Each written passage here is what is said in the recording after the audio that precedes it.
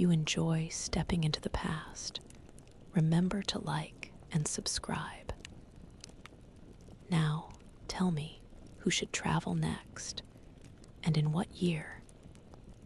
Before we begin another journey, I would really love to know which state you are listening from and what time it is where you are. Let me know in the comments. All right, let's step back, way back to November 1918.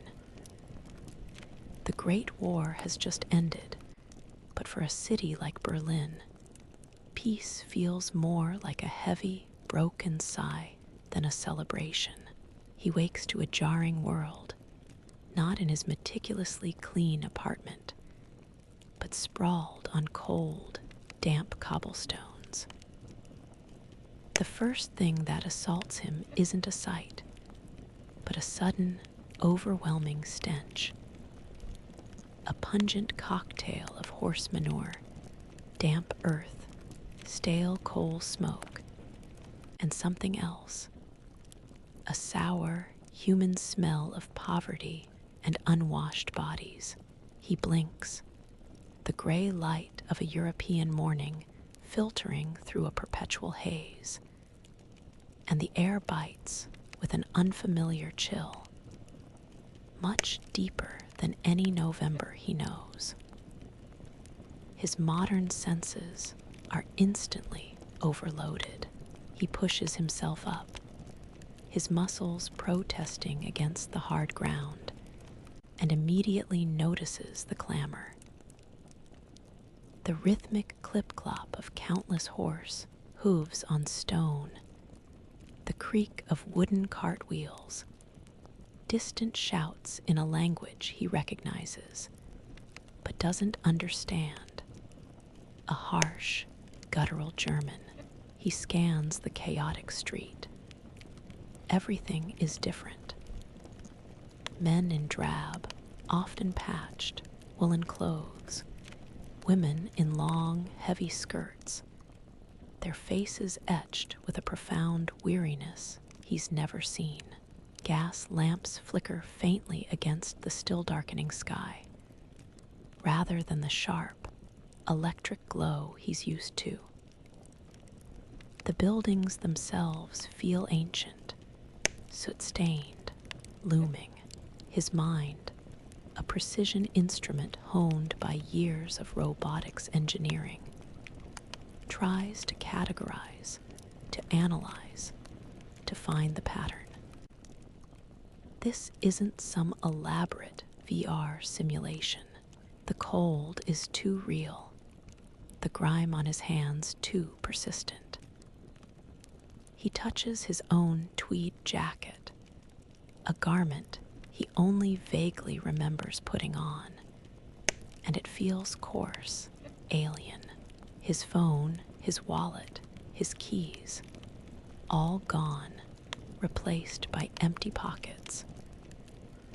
He's standing on a crowded street, surrounded by strangers, many of them looking gaunt, some with missing limbs, their eyes holding a distant horror.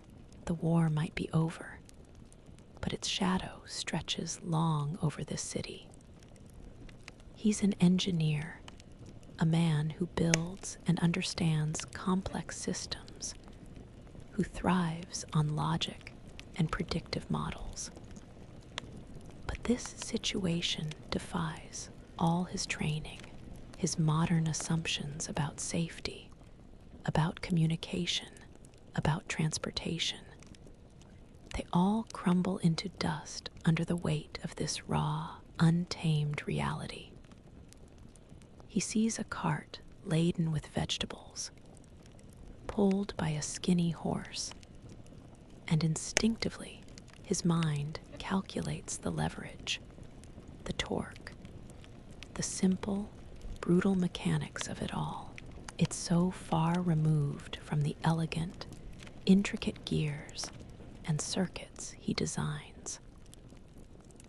The sheer inefficiency, the physical labor, it's a shock to his system, a blunt force trauma to to his understanding of progress. He needs to move to find shelter, but every instinct screams a profound disorientation. The world has changed around him, not just in technology, but in its very texture, its taste, its smell. He is utterly, terribly out of place. This week has opened his eyes to a world of absolute, unyielding otherness. He feels a primal fear mixed with a terrifying curiosity, the kind that both repels and compels you to find out what happens next. The metallic clang of distant hammers rings out, a dull, repetitive strike against metal, slicing through the perpetual gray chill of a Berlin morning. It's a sound that should signify industry, progress. But here, in late 1918, it feels like the grim rhythm of a city stitching itself back together with rusty needles. He feels the dampness seep through the thin soles of his scavenged boots, a constant, uncomfortable reminder of his precarious existence this past week. He's spent his nights huddled in abandoned doorways, his days a desperate hunt for scraps of food or any means to blend in, to simply be unnoticed. The engineering mind that once contemplated complex algorithms and nanobots now calculates the caloric value of a bruised apple or the structural integrity of a makeshift lean-to. He observes the streets, the faces, the way people move. There's a subtle tension, a suppressed urgency in every stride, a collective holding of breath. He sees the crude, often rudimentary prosthetics worn by returning soldiers, wooden limbs that are more pegs than articulations. His own work, creating sophisticated biomechanical replacements, feels like something from a distant, impossible future. The clang of those hammers, echoing from what might be a repair shop or a blacksmith, starts to crystallize a chilling realization. This isn't a temporary glitch in his reality. This isn't a dream from which he'll awaken. The complete absence of anything familiar, the profound reliance on physical labor and basic tools, the sheer effort required for mere survival. It all screams permanency. He's here, truly here, in a world utterly unequipped for his knowledge. A world where the most complex machine many people have seen is a steam engine, not a self-learning automaton. His modern assumptions about easy information access, about sanitation, about the very air he breathes, have been violently stripped away. The lingering scent of coal smoke, mixed with the faint, sharp tang of disinfectant from a passing Red Cross cart, tells a story of scarcity and ongoing suffering. He runs his fingers over a rough wooden fence, feeling the splinters, the weathered grain. His hands, accustomed to the smooth, cool surfaces of circuit boards and precision instruments, now know the grit of dirt, the cold bite of winter. He understands, with a profound and unsettling certainty, that his skills, his very identity as a robotics engineer, are not a passport to success here, but rather a burden of useless knowledge. What value is a blueprint for artificial intelligence when people are starving? What use is advanced material science when the basic components for survival are so hard to come by? This week has solidified a brutal truth. He is alone, utterly disconnected from his own time, a stranger in a desperate land where the rules of existence are far more primitive and unforgiving than anything he could have ever imagined. The cold isn't just in the air, it's a deep, bone-deep understanding of his isolation.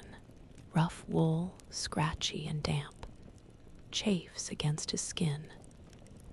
A constant, low-level irritation he's learning to ignore. He's managed to trade a silver button from his forgotten modern jacket for a threadbare, oversized soldier's tunic, offering a thin, insufficient barrier against the biting Berlin winter.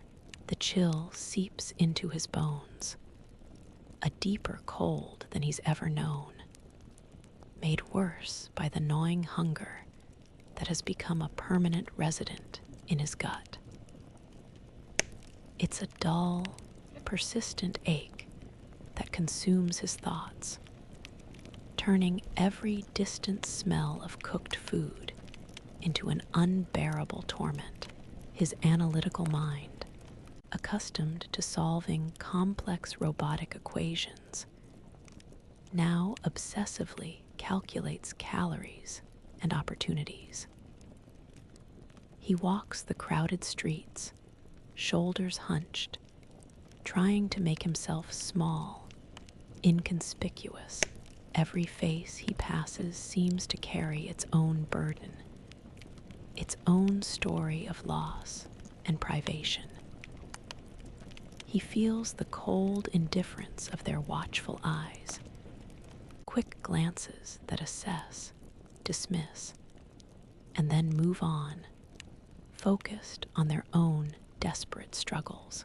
There's no empathy, no curiosity for a stranger in these hard times, only a weary suspicion.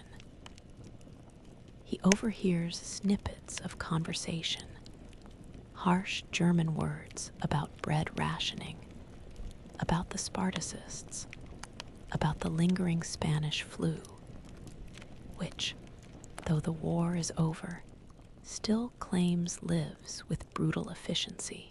The sheer scale of the suffering, the relentless scarcity of everything, crushes his modern sensibilities. He's used to a world of abundance, of choice, of readily available information and solutions. Here, simple survival is the only problem, and the solutions are often brutal or non-existent. He passes a small, grimy workshop, its door open to the street, and sees a man hammering on a piece of metal, shaping it. His gaze lingers on a crude wooden leg leaning against a workbench, a mere stick with a foot-shaped block. His mind, the engineer's mind, instinctively begins to deconstruct it, to imagine improvements, articulated joints, lighter materials, more precise control. The concepts flood him, a torrent of ideas that are utterly useless here.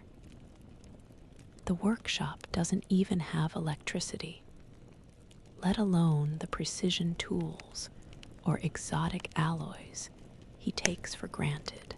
His modern understanding of biomechanics, of the elegant interplay of motors and sensors that could give a lost limb purpose again, feels like a forgotten language in this world of brute force and basic mechanics. He realizes his knowledge isn't just inapplicable, it's a source of profound frustration, a constant reminder of what could be, contrasted with the brutal reality of what is. His assumptions about progress, about humanity's inevitable march forward, are confronted daily by the raw, unvarnished past. This week, the physical discomfort and the psychological weight of anonymity have deepened. He feels himself growing thinner, his movements more deliberate, less confident. The fight for basic needs overshadows everything else, pushing thoughts of his past life further into the background. A silent, weary surrender to the present moment. The biting wind whips around him, carrying with it the persistent, damp smell of burning coal and stale bread. His thin, scavenged coat offers little protection, and he tucks his hands deeper into its pockets, his fingers stiff with cold. He's navigating a quieter side street, the cobblestones slick with a thin layer of grime and melted sleet. Then he sees him. He's huddled against a wall, a figure of profound stillness amidst the muted bustle. A veteran. His uniform, or what's left of it, is tattered, worn to a faded gray. What truly seizes him, though, is the man's missing leg, ending abruptly at the knee, wrapped in soiled bandages rather than supported by even a crude wooden peg. But it's the veteran's gaze, fixed on some unseen point in the distance, that truly cuts through him. It's utterly hollow, a window into a vast, silent landscape of unimaginable trauma and loss. No anger, no plea, just an emptiness that speaks volumes about the war's indelible mark. His mind, the robotics engineer's mind, immediately conjures images of the advanced, sensor-driven prosthetics he designs, the elegant carbon fiber, the micromotors, the intuitive control systems that allow an amputee to feel their new limb as an extension of themselves. The contrast with this man's raw, exposed wound and vacant stare is a punch to the gut. Here, humanity is not about redefining physical limits through technology. It's about sheer, brutal survival of a shattered body.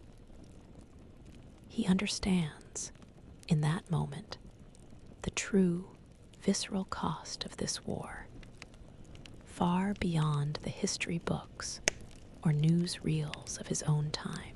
It's not just numbers, it's this man, right here, a shell of what he once was, discarded by a society struggling to feed itself.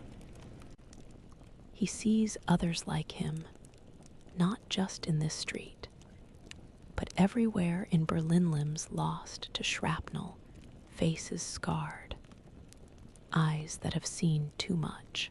The sheer prevalence of the wounded, of men who have sacrificed everything for a cause now rendered moot, is a constant, stark reminder of the fragile nature of life and the brutal simplicity of loss. His modern assumptions about medical care, about psychological support for veterans, about a society that could rebuild such broken bodies with incredible technology.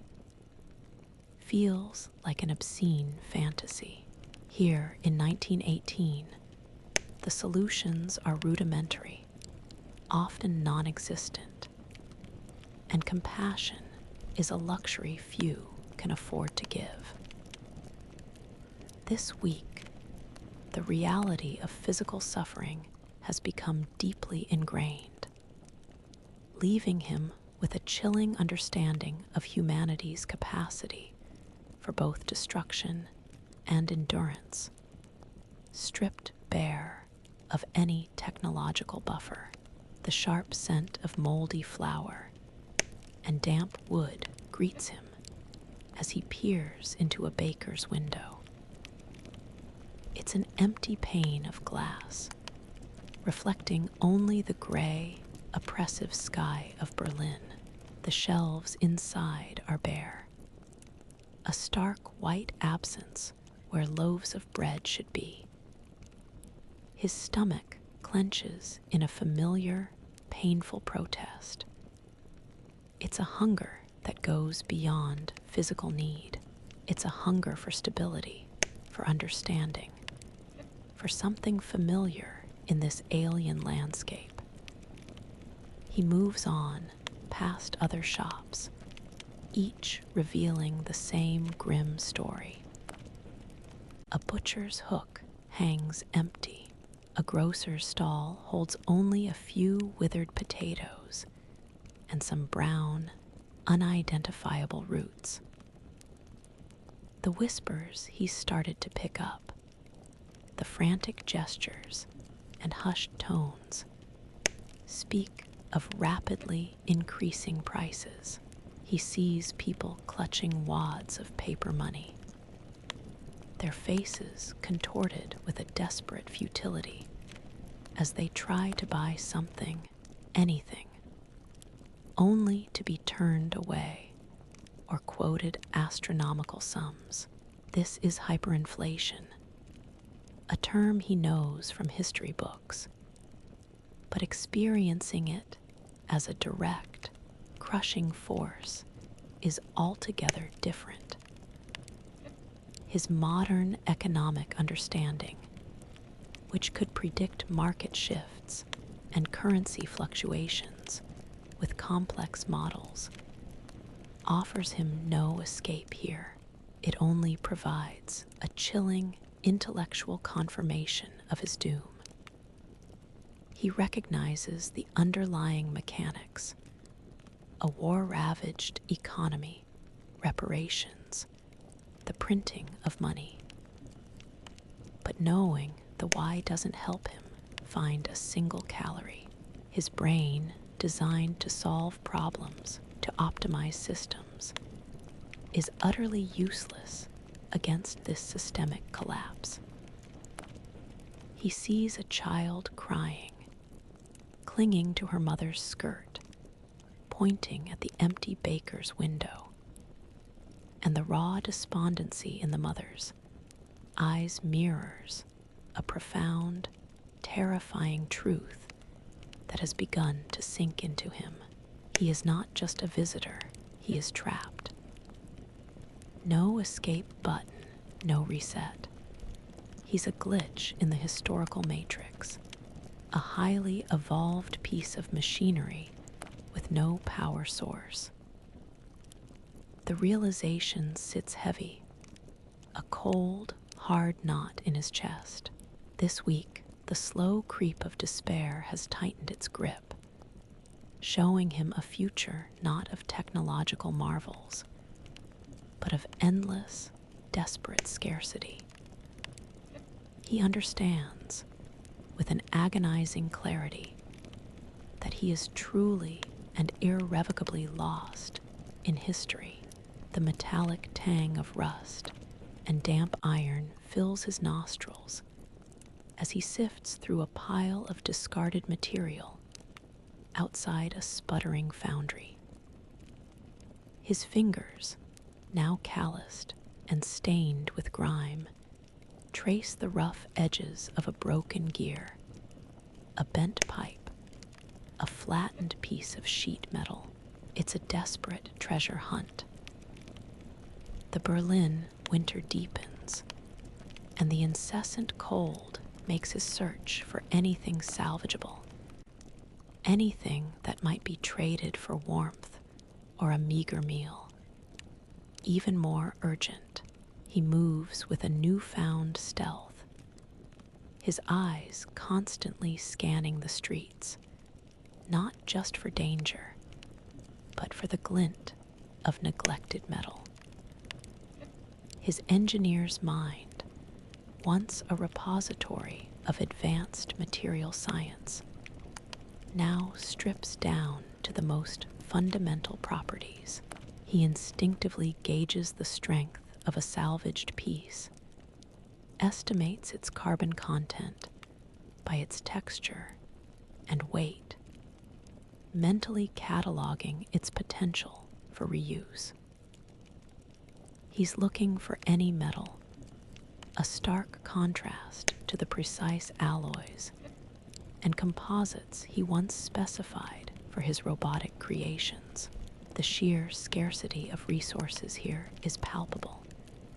Even refuse feels precious. He understands that the war has consumed mountains of metal, leaving behind a city that must now cannibalize itself for raw materials.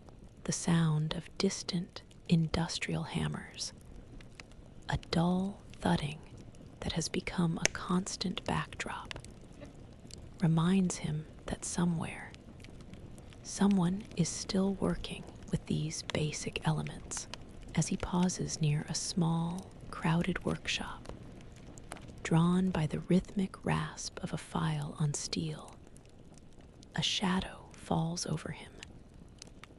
He looks up to see a man, thick-set and stern-faced, standing in the doorway. The man's hands are immense, ingrained with grease and etched with scars, a lifetime of working with harsh metals.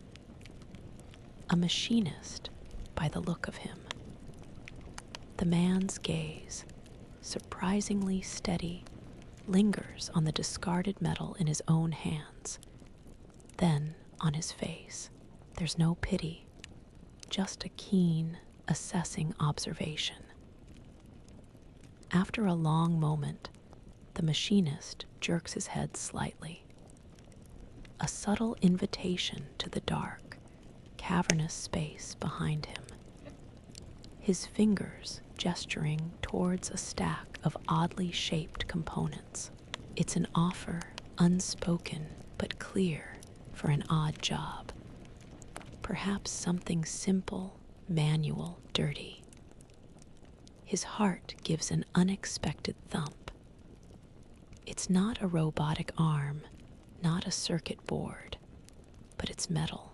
It's a tangible link to his past life, a potential path to something beyond mere scavenging. His modern assumptions about entering a formal workplace, about contracts and qualifications, are irrelevant here. This is raw opportunity, offered through a silent appraisal of need and perhaps a flicker of recognition for someone who handles metal with a certain respect, even in desperation. This week has offered him the unexpected, a faint but distinct thread to pull, a chance to apply his understanding of materials, however crudely, to a world that feels light years away from his own. The cold still bites, but now there's a new, fragile ember of purpose within him. The searing, acrid smell of burning coal fills his lungs, a constant presence that clings to his clothes, his hair, his very skin. It's a deeper, more primal heat than he's ever known, radiating from the glowing maw of the forge. His face is slick with sweat, even as the Berlin winter chill tries to reclaim the edges of the workshop. He pumps the bellows with a steady, rhythmic motion, the rasping sound a counterpoint to the clang of the machinist's hammer.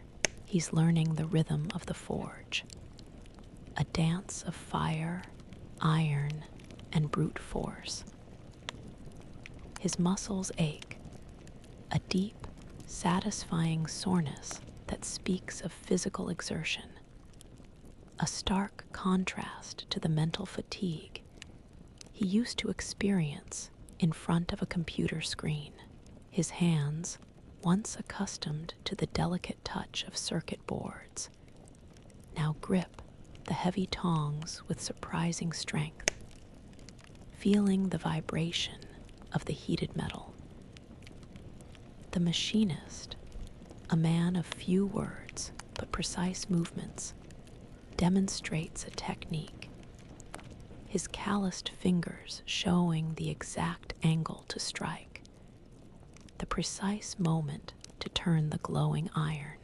His engineer's mind, the one that once designed intricate robotic joints, now focuses on the fundamental properties of metallurgy.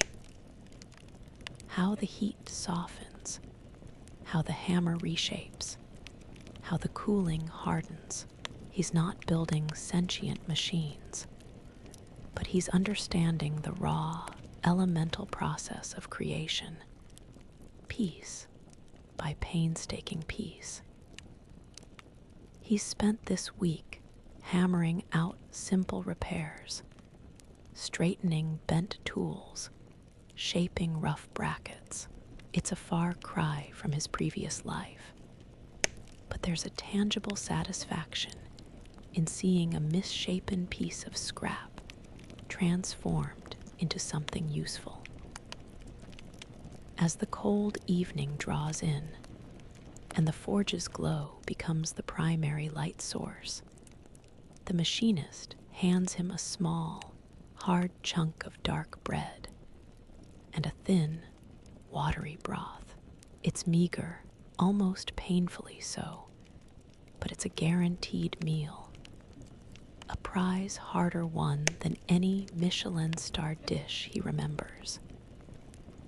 He catches the machinist's eye as they chew, a shared glance of exhaustion and a subtle, almost imperceptible smirk from the older man, perhaps at his newfound clumsiness, perhaps at their shared predicament. A small, dry laugh escapes him, a sound that feels both foreign and profoundly human in this alien world. This week has carved out a new kind of existence for him, one that values manual skill over intellectual prowess, basic sustenance over complex innovation. His modern assumptions about efficiency and comfort have given way to a profound appreciation for the sheer effort required to simply make something, anything. In this era of scarcity, he understands that while he can't build a bionic limb here, he can bend metal, and that, for now, is enough. The grime under his fingernails and the soreness in his shoulders feel less like punishment and more like a badge of newfound, primitive belonging. The persistent scent of grease and fine metal dust now feels oddly comforting, a familiar anchor in the chaotic reality of Berlin. He wipes his hands on a grimy rag, feeling the rough texture, and glances at the work in front of him, a newly sharpened plowshare, its edge gleaming dully in the gaslight. He's spent another week mastering the heavy hammer, learning the delicate art of shaping hot iron, the satisfying thud as metal yields to force. His forearms ache with a chronic, pleasant fatigue that wasn't there a month ago. But in the quiet moments, during short breaks, or after the machinist has left for the night, a different kind of work begins. He's managed to scavenge scraps of paper, old newspaper margins, torn off bits of packaging, and a stub of a carpenter's pencil. His fingers, still calloused, but now possessing a renewed dexterity, begin to move across the coarse surface. He sketches, not the grand, futuristic robots of his past, but their fundamental components. Intricate gears, precisely angled teeth interlocking with mathematical elegance, complex linkages, levers, pivots, all drawn with an almost obsessive attention to detail, a silent yearning for the precision of his lost world. The rough paper feels utterly inadequate, the pencil too blunt, but the act itself is a release, a connection to the deepest part of his engineer's soul. The machinist, a man named Klaus, often watches him, a flicker of curiosity in his usually stoic gaze. He doesn't comment, just offers a grunt or a nod, perhaps recognizing a fellow man obsessed with how things work. Even if the application seems abstract, he sees Klaus observing the detailed, almost microscopic precision of a gear train he's drawn. A design far more complex than anything in this workshop. It's a silent, unspoken dialogue between two men across an impossible gulf of time and technology. His modern understanding of mechanical efficiency, of minimizing friction and maximizing torque, finds its outlet not in actual construction, but in these phantom designs. He mentally tests the strength of the linkages, the potential failure points, the elegant simplicity of a perfectly balanced mechanism, even as the cold, harsh realities of resource scarcity and manual labor surround him. This week, the gnawing hunger has been lessened by a steady, if meager, supply of food, a direct result of his labor. But something else has begun to feed him, too. These sketches, these silent blueprints of a forgotten future, offer a quiet resistance against the overwhelming tide of history. He feels a nascent sense of purpose, a small flame rekindled in the grimy workshop. It's not about building a robot here, not yet, but about keeping the idea of it alive. A secret language spoken only to himself on the pages of discarded paper. He realizes that even in the most primitive of settings, the human drive to design, to optimize, to create persists. The sweet, earthy scent of fresh-cut wood, specifically pine, hangs heavy in the air of Klaus's workshop, a welcome reprieve from the constant coal smoke. His hands, now accustomed to the weight of a hammer, move with a different kind of focus, guiding a rasp across a block of wood. The coarse grit strips away layers, slowly revealing the curve of what will become a rudimentary foot. He feels the vibration up his arm, the subtle give and resistance of the grain. This isn't the clean, precise work of a machine shop, but rather the slow, methodical coaxing of natural material into shape. Klaus had presented the task with his usual gruff efficiency. A small boy, perhaps 7 or 8, had lost his lower leg to a trench foot complication months ago. A common and cruel legacy of the war, even for civilians caught in its wake. The boy's family had no means for anything more than the simplest solution. His modern engineering mind, once so focused on micro-tolerances and advanced composites, now translates complex biomechanical principles into the language of wood and leather straps. He sketches rudimentary joint designs on the same scraps of paper he used for gears, trying to maximize stability and mobility with the most basic pivoting mechanism, understanding that even a few degrees of natural movement could make all the difference. He carefully carves the ankle joint, aiming for a degree of flexibility that would feel revolutionary in this era of stiff wooden pegs. Days are spent shaping, sanding, and fitting. He uses simple tools, a saw, a plane, a chisel, his own hands for the final smooth finish.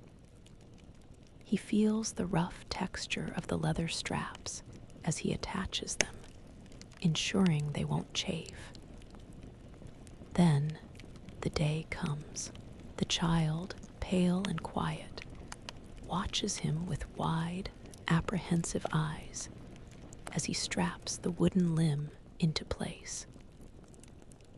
The boy's mother stands nearby, her hands clasped tightly. He guides the child, holding his small, trembling hands, encouraging him to place weight on the new support. The first steps are hesitant, a wobbly lean, then a fall, quickly caught. He steadies the boy again, adjusts a strap, offering a silent, reassuring squeeze. And then a breakthrough. A small, tentative step, then another. A slow, uneven shuffle across the grimy floor. The boy looks up, a flicker of bewildered relief in his eyes, a small, grateful nod. The mother makes a quiet sound, a choked gasp of something akin to hope. In that moment, he understands. His past work redefined humanity with advanced augmentations, pushing the boundaries of what a body could do. Here, in the damp, cold reality of 1918 Berlin, he's simply helping to restore a piece of what was lost, providing the most basic function. It's not grand, not revolutionary in the way he understood it, but the raw, immediate impact of those hesitant first steps is a profound, visceral reminder of the fundamental need for mobility. This week has shown him that engineering, at its core, is about problem solving. And sometimes, the most advanced solution is simply a carefully crafted piece of wood. The quiet gratitude in that child's eyes carries more weight than any scientific accolade he ever received. The steam rising from the rough ceramic bowl warms his chilled face, carrying the faint, earthy aroma of root vegetables and something vaguely meaty, a rare treat. His fingers, still stiff from the day's hammering, curl around the warm vessel, a sensation of pure, simple comfort. It's a thin soup, a necessity more than a delicacy. But the warmth spreads through his gut, momentarily quieting the insistent gnaw of hunger that has been his constant companion for weeks. He sits on a low wooden bench in Klaus's workshop, surrounded by the muted sounds of other men, similarly hunched over their bowls. The clang of hammers has ceased for the day, replaced by the soft scraping of spoons and the low murmur of tired breaths. The workshop, usually bustling with the harsh symphony of metalwork, is now a sanctuary of shared, quiet sustenance. The air is thick with the smell of coal, sweat, and this meager, warming meal. He spent another week at the forge, learning to mend and shape, his engineer's mind finding a strange satisfaction in the immediate, tangible results of physical labor. He's becoming adept at estimating the temper of steel by its color, the strength of a weld by the spark. He glances around at the weary faces. These men, older and hardened by war and endless scarcity, work with a quiet dignity he's come to respect. They've seen far worse than a strange man appearing in their midst. Their shared experience of enduring the grinding poverty of post-war Berlin, the relentless cold, the constant hunger, has forged a silent understanding. One of the older workers, a man with a perpetually furrowed brow, catches his eye. Instead of the suspicious glance he once received, the man offers a slow, almost imperceptible nod, a subtle gesture that speaks volumes of acceptance, of shared hardship. Klaus, across the small, makeshift table, merely grunts, a sound that he's learned to interpret as approval. It's not friendship, not yet, but it's a form of belonging, earned through shared labor and the silent acknowledgement of his utility, his quiet persistence. His modern mind, accustomed to individual achievement and competitive advancement, processes this simple act of communal eating, this silent nod, as a profound shift. His skills, once expressed in complex algorithms and high-tech designs, have been distilled to their most basic essence: problem-solving, craftsmanship, and reliability. Crafting that simple wooden prosthetic for the child last week, rudimentary as it was, likely cemented his place, demonstrating that his unusual knowledge, even in this era, could yield practical, needed results.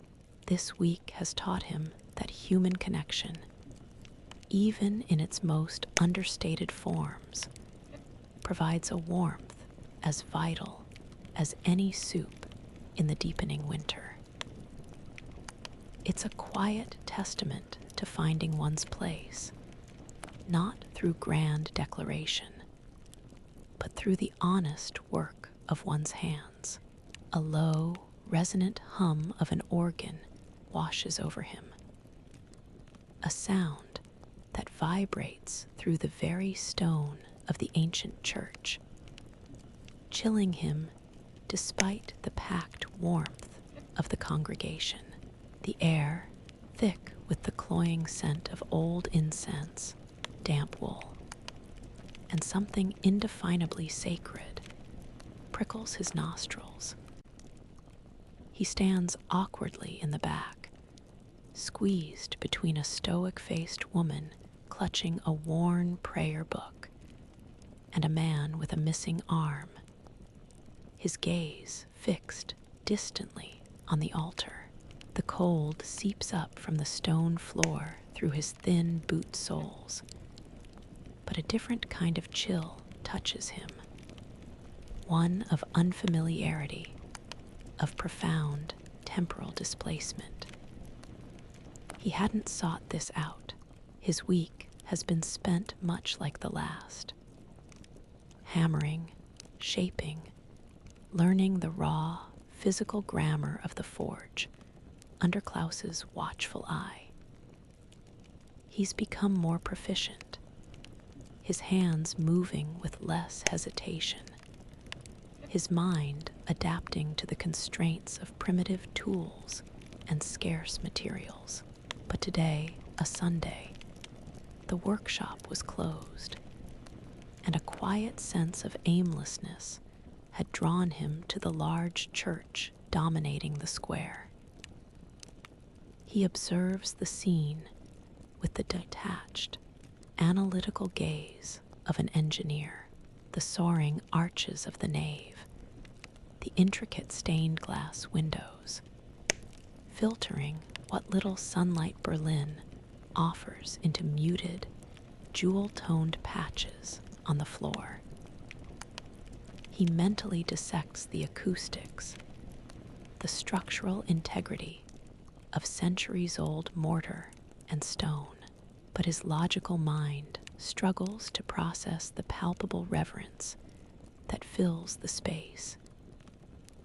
The hushed murmuring of prayers, the collective sigh as the congregation kneels, the solemn, yet hopeful timbre of their shared singing.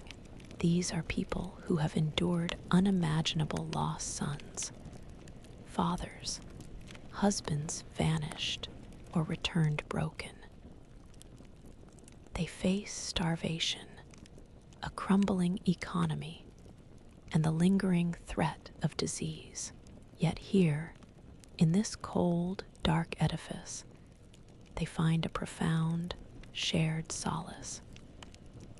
He sees tears on weathered cheeks, hands clasped so tightly the knuckles are white. This is not a logical solution to their problems. It's a collective act of faith, a ritual of hope that transcends reason, providing a different kind of strength, a communal buffer against the brutal realities of their lives. His modern assumptions about the diminishing role of religion in an increasingly scientific world feel simplistic, almost naive, in the face of this powerful human need. He's accustomed to seeking solutions in data, in algorithms, in the tangible progression of technology. But these people find their answers, or at least their endurance, in something far more ancient, something that requires no silicon chips or advanced metallurgy. He feels a quiet awe at their collective resilience, a different kind of engineering, the engineering of the human spirit, designed not for efficiency, but for survival against existential despair. This week has opened his eyes to the profound, often irrational, ways in which humanity finds comfort and meaning, not through invention, but through shared tradition. He realizes that a truly robust system isn't always about logic, but sometimes, profoundly, about belief. The rhythmic hiss of hot iron plunged into a bucket of murky water punctuates the twilight silence of the workshop, sending a plume of steam curling towards the sooty rafters. The air, thick with the scent of quenched metal and damp wood, holds a comforting warmth, a stark contrast to the biting December chill seeping in from the Berlin streets. He wipes a bead of sweat from his brow with the back of a greasy hand, feeling the grit and grime that now define his skin. Another day of hammering and shaping has ended, his muscles humming with a familiar, deep ache. He watches Klaus carefully inspect a newly forged hinge, turning it over in his calloused hands, his brow furrowed in concentration.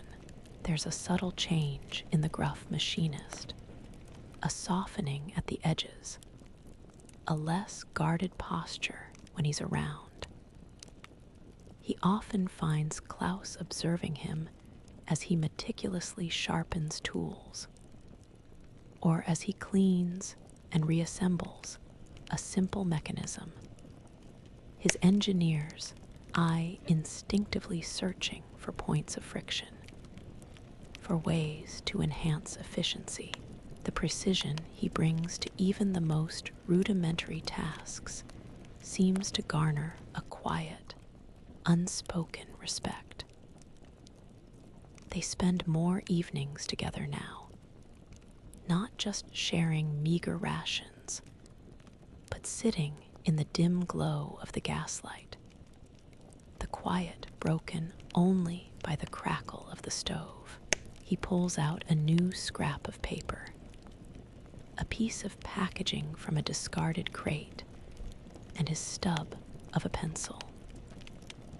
He begins to sketch, not the fantastical robots of his past, but an improved lever arm, a more robust joint for a simple pump, designs that subtly incorporate principles of leverage and material stress he knows.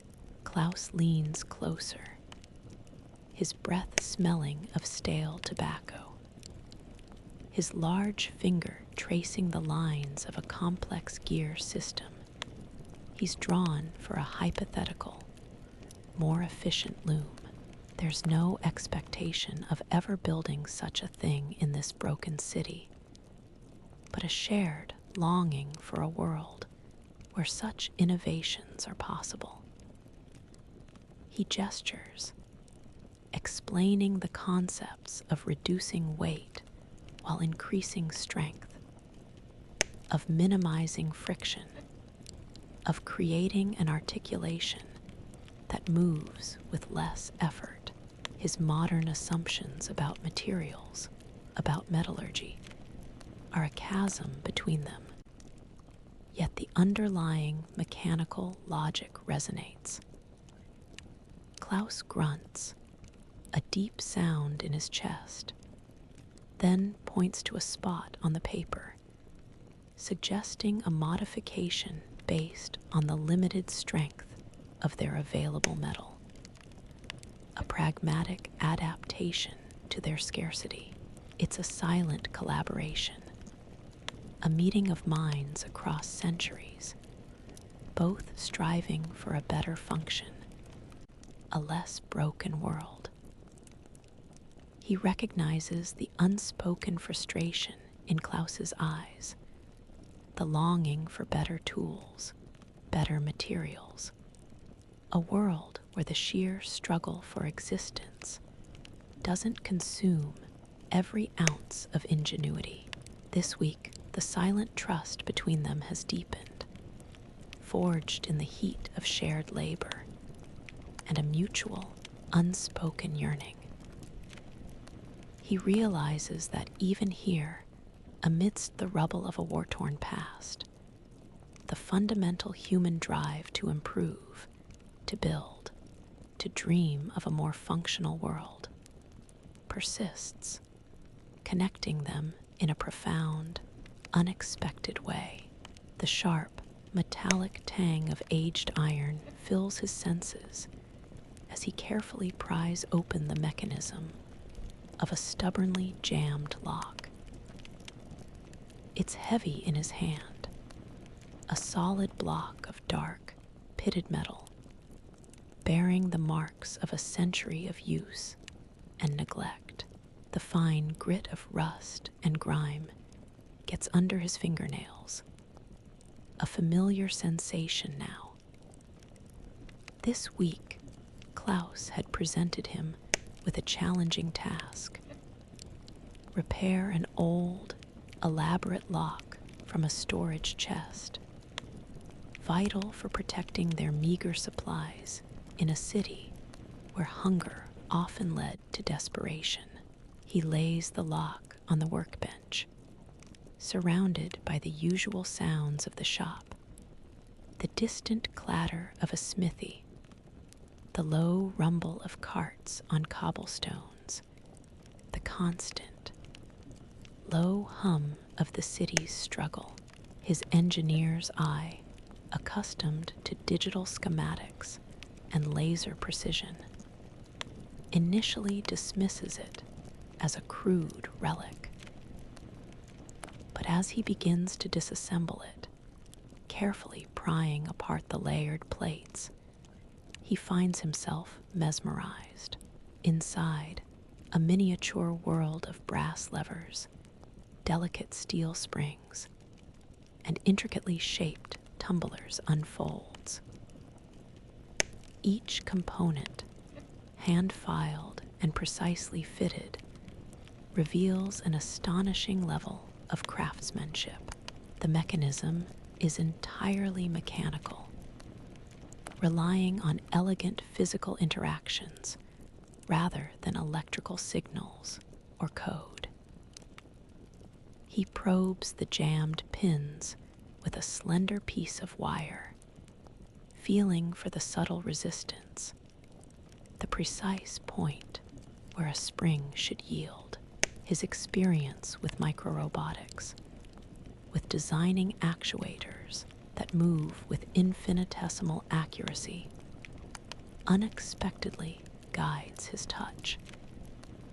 He understands the principles at play: the careful balance of tolerances, the interplay of forces, the absolute necessity of each component performing its simple, dedicated function. He sketches the internal workings on a scrap of paper, mapping the sequence of events as the key turns, releasing the bolt. He sees the genius in its simplicity, its robustness, its ability to function without power, without complex infrastructure. His modern assumptions about security, of relying on digital encryption and biometric scans, seem almost absurdly complex in comparison to this elegant, entirely self-contained device. He spends days meticulously cleaning each component, oiling the pivots with a drop of salvaged machine oil, and gently reshaping a bent lever with tiny, careful taps of a miniature hammer. The work is slow, painstaking, but deeply satisfying. When the key finally turns with a smooth, decisive click, the sound resonates with a profound accomplishment. He hands the heavy lock back to Klaus, who tests it with a series of deliberate turns, a faint flicker of approval in his eyes. This week has been a profound lesson. He has gained a new and profound appreciation for forgotten craftsmanship, for the quiet brilliance of mechanical engineering from a bygone era. He realizes that sometimes the most sophisticated solutions are not the newest or the most high-tech, but the ones built to endure, relying on fundamental principles that transcend time. A plaintive, reedy melody carried on the frigid Berlin air cuts through the ceaseless cacophony of the city.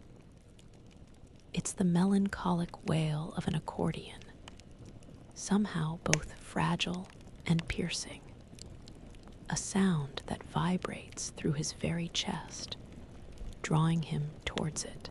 He's on an errand for Klaus, navigating a particularly grim stretch of street lined with damaged buildings and silent, watchful faces. The air smells, as always, of coal smoke and the lingering dampness of winter. But for a moment, the music overlays it all. He spots the source. A man hunched against a crumbling wall, his face shadowed by a battered cap, his fingers moving with a practiced, fluid grace across the keys and bellows of a well-worn accordion. His eyes, though, are a mirror of many he's seen deeply etched with loss and a quiet desperation. He's playing for coppers, for a scrap of bread, for anything. Yet, the music itself is not desperate. It's raw, unfiltered emotion, a lament, a flicker of defiance, a yearning for something lost. It speaks of the war, of the fallen, of a broken world, but also of an enduring, stubborn humanity. His engineer's mind, typically focused on data streams and sonic frequencies, attempts to analyze the composition, the tonal quality, the rhythmic structure. But it's not an intellectual exercise this time.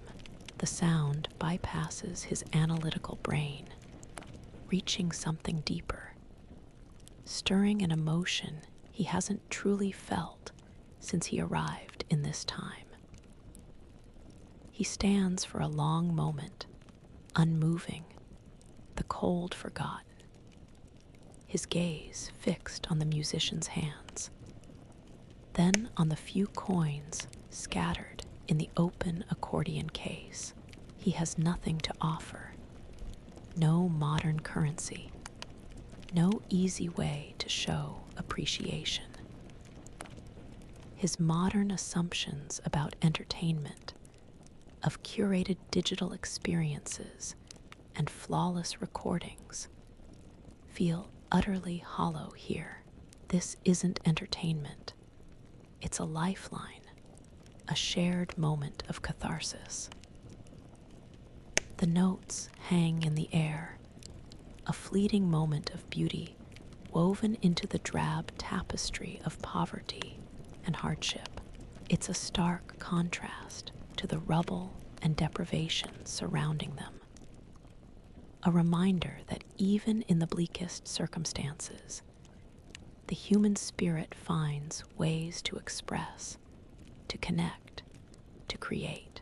He watches as a woman, her face gaunt, pauses, her eyes closing for a moment as the melody washes over her. A tiny, almost imperceptible tremor passing through her. Then she moves on, the burden of her daily struggle pulling her forward. He too, eventually, must move. This week, he's witnessed a different kind of resilience, not forged in iron or meticulous design, but in the raw, unyielding power of art. He realizes that sometimes the most essential technology isn't mechanical, but the deeply human ability to make and share beauty, providing an unexpected, vital sustenance for the soul. The faint, metallic scent of new iron filings, sharp and clean, cuts through the ever-present aroma of coal smoke and damp wood in Klaus's workshop. It clings to his clothes, his hands, a constant reminder of the physical, grinding work that has become his daily life. His fingers, now less sensitive from hammering, carefully adjust a crude leather strap, feeling its rough texture against the wood of a newly fabricated forearm. This isn't the sleek carbon fiber and titanium he once worked with, but salvaged lumber and painstakingly reshaped scrap metal, all held together with basic rivets and strong, waxed thread. A wounded soldier sits on a stool before him, his face a canvas of weariness and a flicker of apprehension. His remaining arm is tucked against his side, his gaze fixed on the heavy, wooden prosthetic strapped to his missing limb. The arm itself is a marvel of rudimentary mechanics, an articulated elbow joint allowing for a stiff bend, a simple hook at the end serving as a gripping tool. It's far from the sophisticated biomechanical marvels he engineered in his own time. Yet, it represents weeks of focused effort, of applying his fundamental understanding of leverage and pivot points to the materials at hand. He'd meticulously carved the wood, filed the metal components, testing each connection, each degree of movement, against the principles of human physiology. He remembered. He gently takes the soldier's good hand, placing it on the prosthetic. He guides the soldier's shoulder, demonstrating how to engage the simple locking mechanism that allows the elbow to hold its position, how to use the residual muscles of his stump to activate the hook.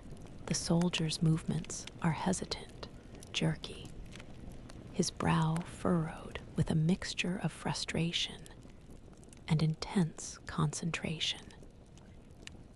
He sees the effort in the man's grimace, the subtle tremors as he tries to exert control over this alien extension of himself. He leans in, his own breath steady, offering silent, encouraging adjustments, pressing a finger against a specific pivot point on the wooden elbow, showing the soldier how the weight shifts, how the leverage works. Then, a breakthrough, a smoother bend, a deliberate clenching of the hook. The soldier's eyes widen infinitesimally, a faint, almost imperceptible nod of acknowledgement passing between them. It's a small, hard-won victory. His modern assumptions about intuitive control and seamless integration are shattered by the sheer, arduous effort required for even basic function here. But as he watches the soldier practice, slowly, awkwardly, his engineer's mind identifies subtle improvements, points of tension that could be relieved, a slight adjustment to the angle of the hook. A surge of quiet confidence washes over him, a deep-seated satisfaction. He is not just surviving, He is contributing, applying his unique knowledge to directly alleviate a tangible human suffering, reshaping a life not with futuristic robotics, but with raw ingenuity and hard-won skill. This week, by helping this soldier navigate his broken reality, he has felt a profound, unexpected sense of belonging, a quiet affirmation of purpose in a world that once seemed entirely devoid of it. The rasping scrape of wood against cloth, followed by the dull thud of an ill-fitting boot, draws his eye. It's a sound he's heard too often now, a mournful counterpoint to the city's endless, rumbling cough of industry and desperation.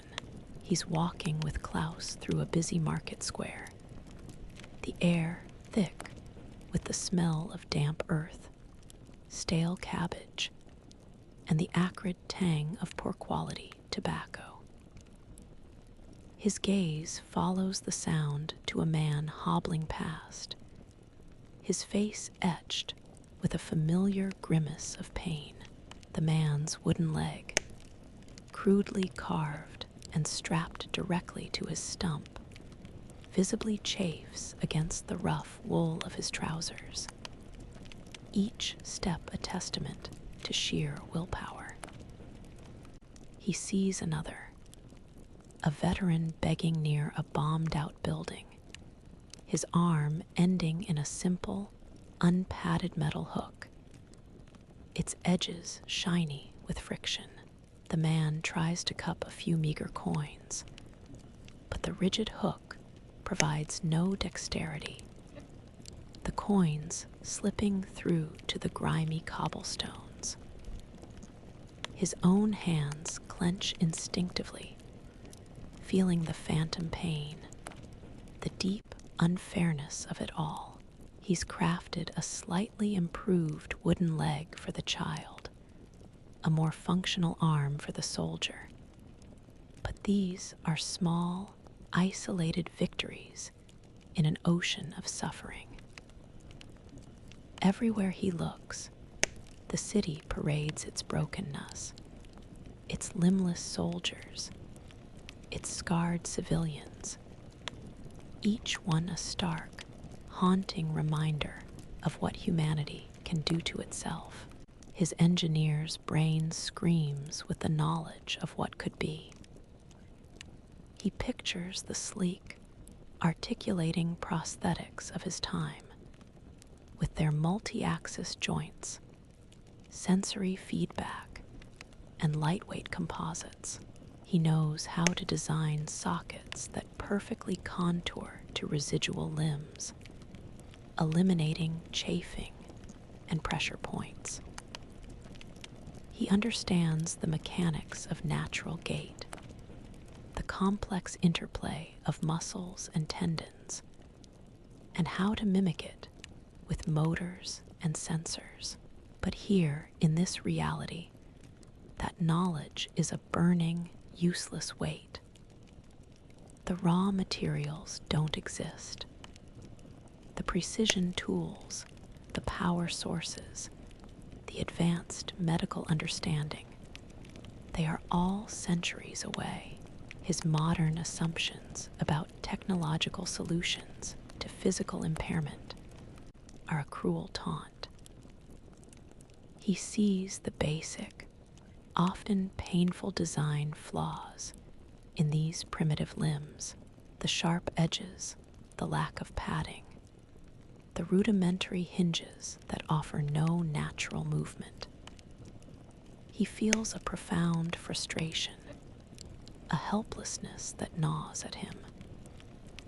He is a robotics engineer, a man who built machines to extend and redefine humanity. Yet he's stuck in an era where basic survival dictates the limits of compassion and ingenuity. The sheer scale of the need is overwhelming. and his advanced solutions are nothing more than phantom blueprints in his mind.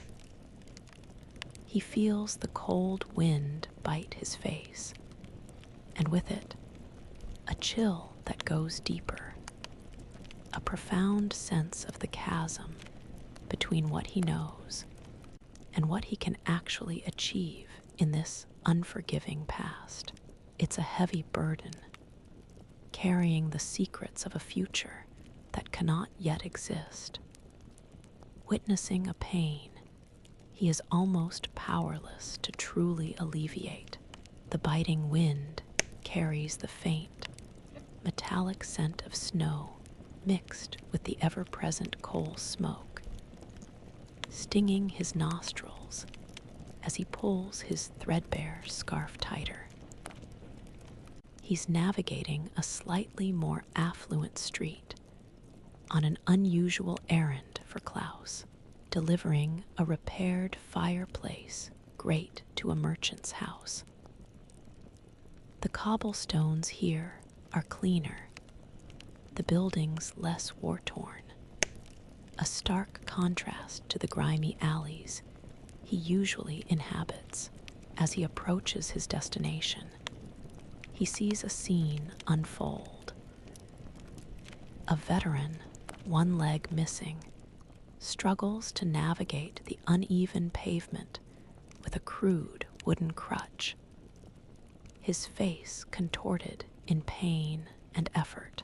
His uniform, though clean, is patched, and his eyes hold that familiar, haunted look of profound loss. Directly opposite him, striding confidently, is a military officer, impeccably uniformed, his boots gleaming, his posture ramrod straight. The officer's gaze, sweeping the street with an air of authority, passes over the struggling veteran. It's not an angry look, not even a pitying one. It's merely dismissive, as if the veteran is an inconvenience, an unsightly piece of the urban landscape to be ignored. There's a faint curl of the officer's lip, a subtle gesture that speaks volumes of a society quickly trying to forget the broken remnants of its recent, brutal past. His stomach clenches, not from hunger this time, but from a sudden, sharp pang of outrage. His modern sensibilities, honed in a world that, for all its flaws, at least paid lip service to caring for its wounded, are profoundly shaken. He spent weeks witnessing the physical suffering, understanding the limitations of this era's technology. But this cold, social indifference, the deliberate turning away from those who sacrificed everything, feels like a moral wound. He thinks of the sophisticated prosthetics he used to design, not just for function, but for integration, for allowing amputees to live full, visible lives, to be seen as whole people, not discarded heroes. His modern assumptions about societal responsibility, about the value of human life beyond its utility, clash violently with the harsh reality before him. He feels a powerful moral conflict ignite within him. His engineer's mind, typically focused on structural integrity and mechanical efficiency, now grapples with questions of ethics, of humanity, of the unseen costs of war that linger long after the guns fall silent. He wants to shout, to intervene, to demand recognition for the veteran's sacrifice, but he knows he cannot. He's a ghost in this time, A stranger with no voice, no authority. He simply stands there, the heavy grate growing heavier in his hands, watching the officer disappear around a corner, leaving the veteran to his solitary struggle. This week, the physical hardships of Berlin have been overshadowed by a profound moral confrontation, forcing him to confront not just the technological gap, but the ethical chasm between his time and this. He realizes that rebuilding a society is far more complex than mending broken bodies. It requires mending broken spirits, and sometimes challenging a deeply entrenched indifference. The familiar, acrid smell of burnt wood and rancid grease in the workshop becomes almost suffocating today, pressing in on him. He's carefully sanding a wooden leg, the fine dust coating his fingers and clinging to the stubble on his chin. The rasping sound, rhythmic and monotonous, usually helps him focus. But today his mind feels like a forge itself, incandescent with a terrible, dazzling clarity. He's just finished adapting a stiff, store-bought arm for a young man who lost his hand to a factory accident.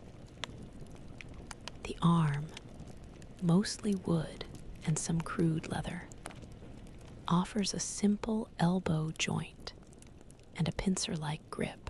It's an improvement, undoubtedly.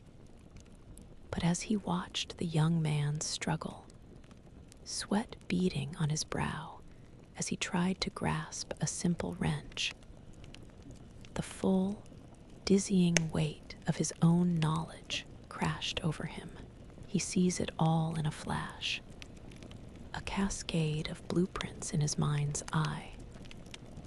Lightweight composites replacing heavy wood, actuated joints, powered by tiny, efficient mechanisms. Nerve interfaces translating thought into fluid movement. He pictures the sensor arrays, the haptic feedback, the seamless integration of bionic limbs that move with natural grace, that can feel the world. He knows the algorithms for gait stabilization, the biofeedback loops for dexterity, the material science for strong, flexible sockets that don't chafe or cause chronic pain. He can literally design in his head a prosthetic arm that would allow that young man to work, to write, to live with dignity and full function. He could redefine what it means to be human in this broken, suffering world, restoring not just a limb, but a life. But then the image shatters, replaced by the grim reality of the workshop. The crude hand tools, the meager scraps of metal, the flickering gaslight, the pervasive lack of even basic electricity. His internal designs, so elegant, so precise, demand materials that haven't been invented, manufacturing processes that are centuries away, a power grid that simply doesn't exist. The realization is terrifying. This knowledge isn't a gift here. It's a dangerous secret. To speak of it, to even hint at these futuristic concepts, would invite suspicion, fear, perhaps even accusations of madness or witchcraft in a world where magic and machinery are still often confused. His modern assumptions about the open exchange of scientific ideas about patenting innovations, about the collective betterment of humanity, are utterly naive. Here, such concepts would likely brand him as a dangerous charlatan, or worse, a threat. He scrapes the last bits of wood dust from the leg, his movements mechanical, his mind reeling. The sheer gap between his potential to alleviate immense suffering and his actual capacity to do so, constrained by the realities of 1918 Berlin, is an agonizing burden. This week, the clarity of his vision has become a torment, a secret fire burning within him, dangerous to unleash, impossible to ignore, leaving him with a profound sense of isolation, both from his own time and from the present. The air in the workshop is still, thick with the scent of spent coal and old grease, only the faint flicker of the gaslight disturbing the shadows. Everyone else has gone, leaving him alone with his thoughts and the dull, metallic rasp of a file on steel. He's working on a basic wooden foot for a veteran, a standard request from Klaus, but his mind is not on rote carving. It's on the subtle alterations, the infinitesimal improvements he can make without drawing suspicion. The image of the struggling young man with the factory-made arm and the dismissive gaze of the officer has gnawed at him all week. The knowledge of what could be, the potential for true relief from suffering, is a relentless current beneath the surface of his mundane tasks. He runs his thumb over the crude joint of the wooden foot, feeling the friction, the inevitable stiffness. His engineer's mind calculates, hypothesizes, and finally, decisively, commits. He will push the boundaries, subtly, cautiously. He pulls a small, salvaged piece of brass from his hidden stash, a valuable commodity, and begins to file it with precise, deliberate strokes. The metallic rasp, quiet in the cavernous workshop, feels like a secret language, a defiant whisper against the overwhelming limitations of this era. He's designing a tiny, internal spring mechanism, almost invisible, that will offer a small degree of shock absorption, a minuscule improvement in gait. It's not a motor, not a sensor, but it's a mechanical principle from his time, adapted for primitive materials. He sketches the minute detail on a hidden scrap of paper, a diagram only he can truly decipher, outlining the tolerances, the stress points, the optimal placement within the wooden structure. His modern assumptions about iterative design, about constant improvement, are finding a clandestine outlet.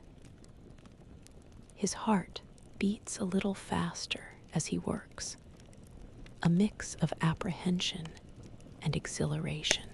He's operating outside the established norms, venturing into a dangerous territory where his advanced knowledge could be seen as anomaly, or worse. But the moral imperative, the image of those struggling, broken figures, outweighs the fear. He knows this won't redefine humanity in a grand sense, not yet. But it might, just might. redefine one man's ability to walk with a little less pain. He carefully fits the small brass spring into its carved recess, securing it with tiny, hand-fashioned rivets. It's barely noticeable, an internal upgrade, a whisper of a future technology hidden within the rough, old-world craft. This week, he's chosen a path of quiet defiance. He understands that progress here will not be a sudden leap, but a painstaking series of small, hopeful, and sometimes dangerous choices. The dry, almost imperceptible thump of a foot landing softer than expected reverberates through the quiet workshop. A sound that, to anyone else, might be easily missed, but his engineer's ear, now finely tuned to the subtle mechanics of rudimentary prosthetics, registers the difference immediately. He stands a few paces back, hands tucked into his pockets, watching the soldier take another careful step. The air smells of coal and damp wood, but his focus is entirely on the man's gait. The veteran, a man with a perpetually tired face, is trying out the new wooden foot, the one he secretly modified with that tiny internal spring mechanism. It looks identical to the others he's crafted, rough-hewn pine leather straps. But that hidden brass spring is doing its work. The soldier's previous steps were a jarring clack thud, a hard impact that visibly sent a jolt up his frame. Now there's a softer quality to the landing, a subtle give that absorbs some of the shock.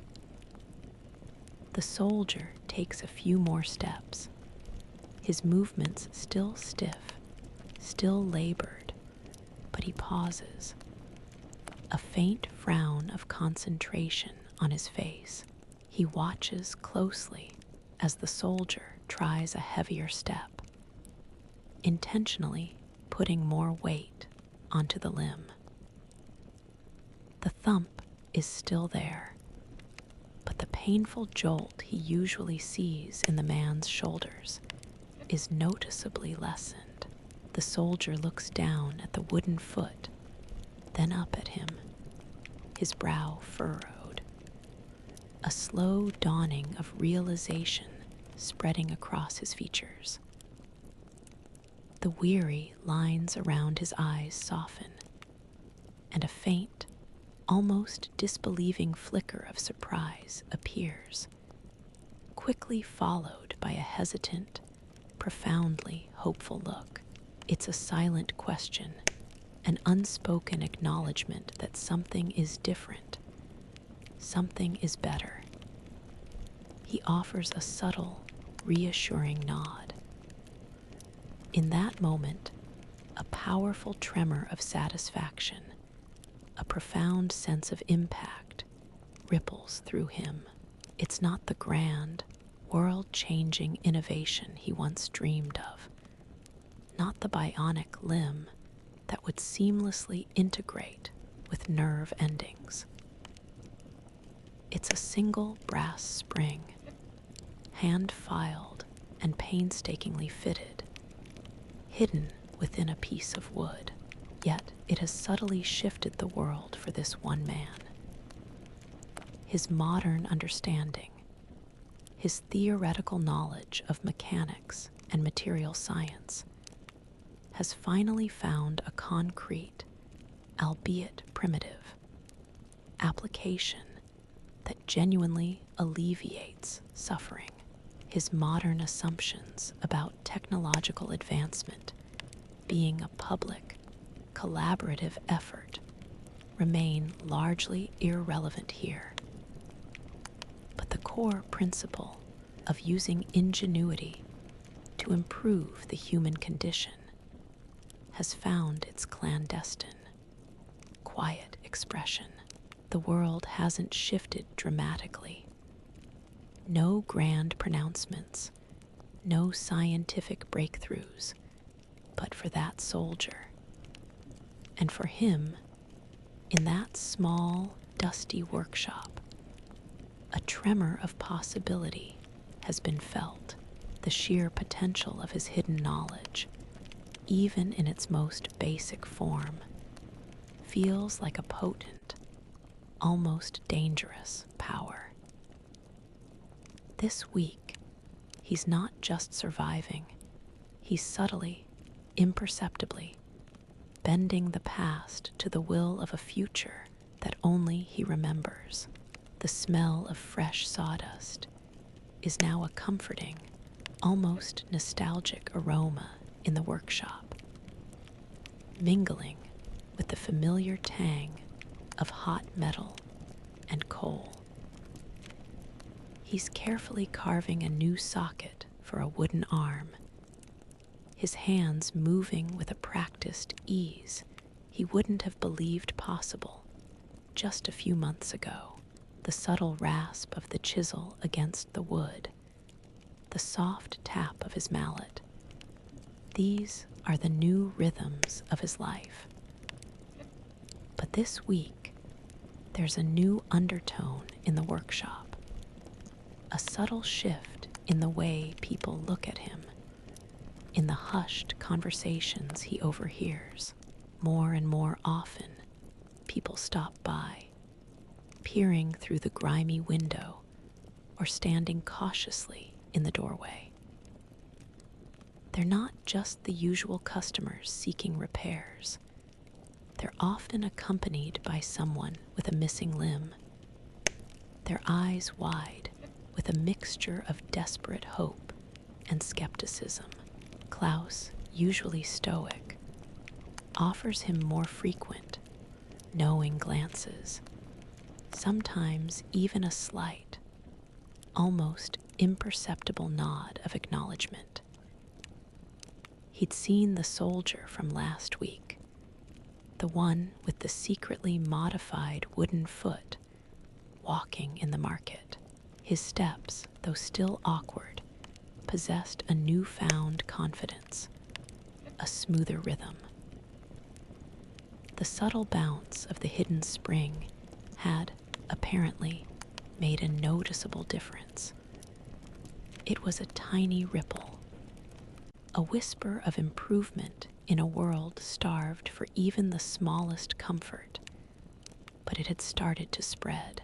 He overhears snippets of conversation from passers-by, words like the foreigner and the clever hands, and even, startlingly, Wonderhaler, a miracle worker. His modern assumptions about anonymity, about the precise and documented dissemination of scientific progress, are utterly inadequate here. News travels not through publications or conferences, but through hushed words on the street, through the hopeful gaze of a desperate mother, through the slightly less pained step of a veteran. His presence in this past, once a burden of useless knowledge, is slowly, inadvertently gaining renown. It's not the kind of recognition he sought in his own time, not for groundbreaking robotics or advanced AI. It's for making a crude, wooden limb slightly less agonizing, for a small, almost invisible spring that softens a soldier's step. He feels a strange blend of apprehension and a quiet sense of validation. The danger of his advanced knowledge, the risk of being seen as an anomaly, still exists, but now it's coupled with the undeniable, visceral satisfaction of alleviating suffering. This week has shown him the unexpected power of even the smallest innovation in a time of profound need, proving that sometimes even a whisper of improvement can echo like a shout through a broken world, subtly shifting perceptions and inadvertently carving out a new, precarious place for him. The persistent rap, rap, rap at the workshop door, a sound more frequent and insistent than ever before, has become the new soundtrack to his days. It cuts through the familiar clang of the forge and the comforting scent of wood smoke, a constant reminder of the growing throng of people gathering outside. His hands, now calloused and adept, move swiftly as he finishes shaping a new wooden socket, the fine sawdust dusting his worn trousers. The subtle rasp of the file feels different now, imbued with a new urgency. The trickle of hopeful amputees seeking his better limbs has become a steady stream. They arrive with crutches and crude wooden pegs, their faces etched with the same weary desperation, but now overlaid with a flicker of newfound expectation. He watches as Klaus, usually immune to such commotion, stands by the door, his gruff pronouncements of "no more today" growing weaker, less convincing against the sheer human tide. People are sharing stories, whispers of a soldier who can walk with less pain, a child whose steps are surer. The tiny spring, his secret, subtle modification, has created a ripple effect he couldn't have predicted, an unexpected, almost bewildering demand for anything that promises even a modicum of relief. He sees them pointing to their stumps, mimicking a smoother gait, their eyes pleading. His engineer's mind, always seeking patterns and scaling solutions, grapples with the sheer magnitude of the need. This isn't just about an individual improvement anymore.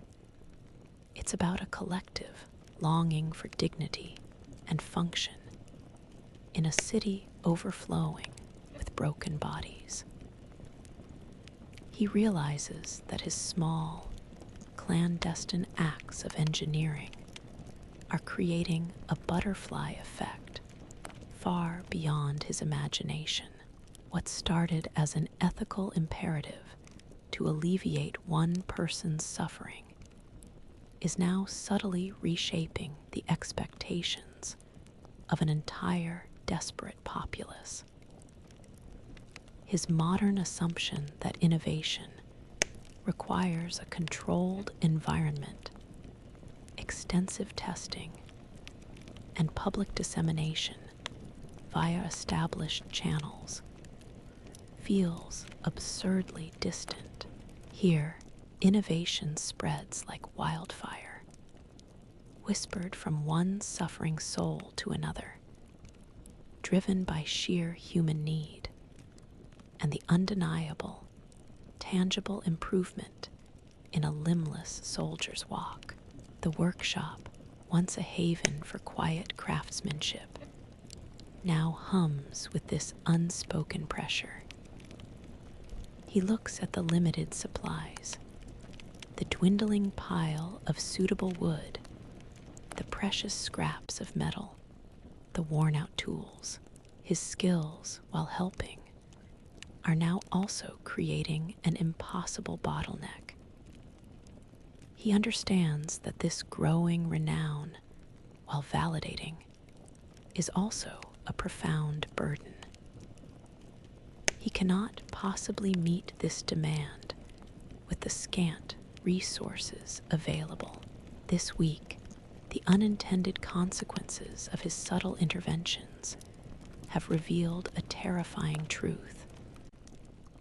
A small spark of hope in a desperate era can ignite a wildfire, creating a demand that threatens to consume him, forcing him to confront the immense, almost overwhelming responsibility of his accidental influence on the fabric of this broken world. The persistent, almost desperate rap at the workshop door, more urgent than ever, has become the new soundtrack to his days. It cuts through the familiar clang of the forge and the comforting scent of wood smoke, a jarring reminder of the growing throng of people gathering outside. His hands, now calloused and adept, move swiftly as he finishes shaping a new wooden socket, the fine sawdust dusting his worn trousers. The subtle rasp of the file feels different now, imbued with a new, unwelcome urgency. The air itself feels heavy with expectation and unspoken demand. He watches Klaus, usually stoic, count out the dwindling supply of brass rivets, his movements slower, more deliberate, his face etched with a deeper weariness than usual. He had always seen Klaus as a man of unbreakable resolve, but the constant pressure, the endless queue of hopeful amputees, seems to be weighing on him. The sheer volume of requests for better limbs, fueled by whispers of his subtle improvements, has outstripped their capacity. He spent the week working faster, more efficiently, trying to keep up. But every finished prosthetic comes at a cost he now acutely feels. He sees the pile of rough timber, usually reserved for essential repairs like broken cart wheels or the structural integrity of village homes, noticeably shrinking. Just yesterday, he overheard Klaus explain to a desperate farmer that the specific oak needed for a vital wheel spoke would have to wait, perhaps indefinitely. That precious piece of oak, once destined to keep a family's livelihood and transport moving, is now being carefully carved into a prosthetic socket, specifically for his designs. The small, salvaged pieces of brass he uses for his hidden springs, once hoarded for general, varied repairs, are now almost exclusively allocated to his specific work, leaving other needs unmet. The lingering scent of iron from a farmer's broken plowshare, sitting unrepaired in a corner, feels like an accusation. A sharp, bitter taste fills his mouth. He came here with a mission to help, to use his advanced knowledge, however subtly, to alleviate suffering. He never imagined that doing so would mean actively diverting resources from other essential, often equally desperate, needs. His modern assumptions about an industrial supply chain, about endless availability of specialized materials for specialized applications, are utterly shattered. In his time, a new prosthetic meant a dedicated budget, specific factories, an entire medical industry built on abundance. Here, it means one less repair for a crumbling roof, one fewer functioning tool for a struggling field, one more strain on an already threadbare post-war economy. He sees the silent burden on Klaus, the unspoken decisions, the difficult choices being made because of the hope his miracles inadvertently inspire. He looks at a young man, barely more than a boy, leave the workshop with a newly fitted, slightly improved arm, a tentative, hopeful smile on his face. The immediate relief is palpable. A small, undeniable victory. But then he glances at the remaining inventory, the tired faces of other workers, the mounting pile of neglected repair orders, and the knowledge of what isn't being repaired. What necessities are being pushed aside? The sharp sting of guilt is a constant companion now. This week has taught him that influence, even for good, carries unforeseen burdens. In a world of profound scarcity and overwhelming need, every solution, even the most benevolent, creates its own painful, ethical dilemma. He understands that progress isn't always a net positive. Sometimes it's a careful, agonizing redistribution of limited hope, and he is directly responsible for that redistribution. The rhythmic clang of the forge now seems to resonate differently. No longer a shared rhythm of labor, but sometimes a jarring intrusion into an atmosphere heavy with unspoken tension. The workshop, once a place of quiet camaraderie, now feels subtly altered. The familiar scent of wood smoke and hot metal is still there, but it's often overlaid with a distinct coolness, a distance he feels in the air around him. He works meticulously on another prosthetic, carefully filing a salvaged piece of iron into a hinge. His hands, once quick and confident, now move with a slight hesitation, acutely aware of the eyes on him. The other workers, the men he shared meager meals and weary jokes with, now keep a wider berth.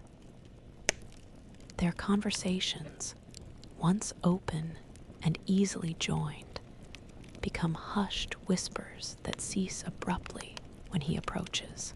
He catches fleeting glances, not outright hostility, but a mix of suspicion, resentment, and a strange, wary curiosity.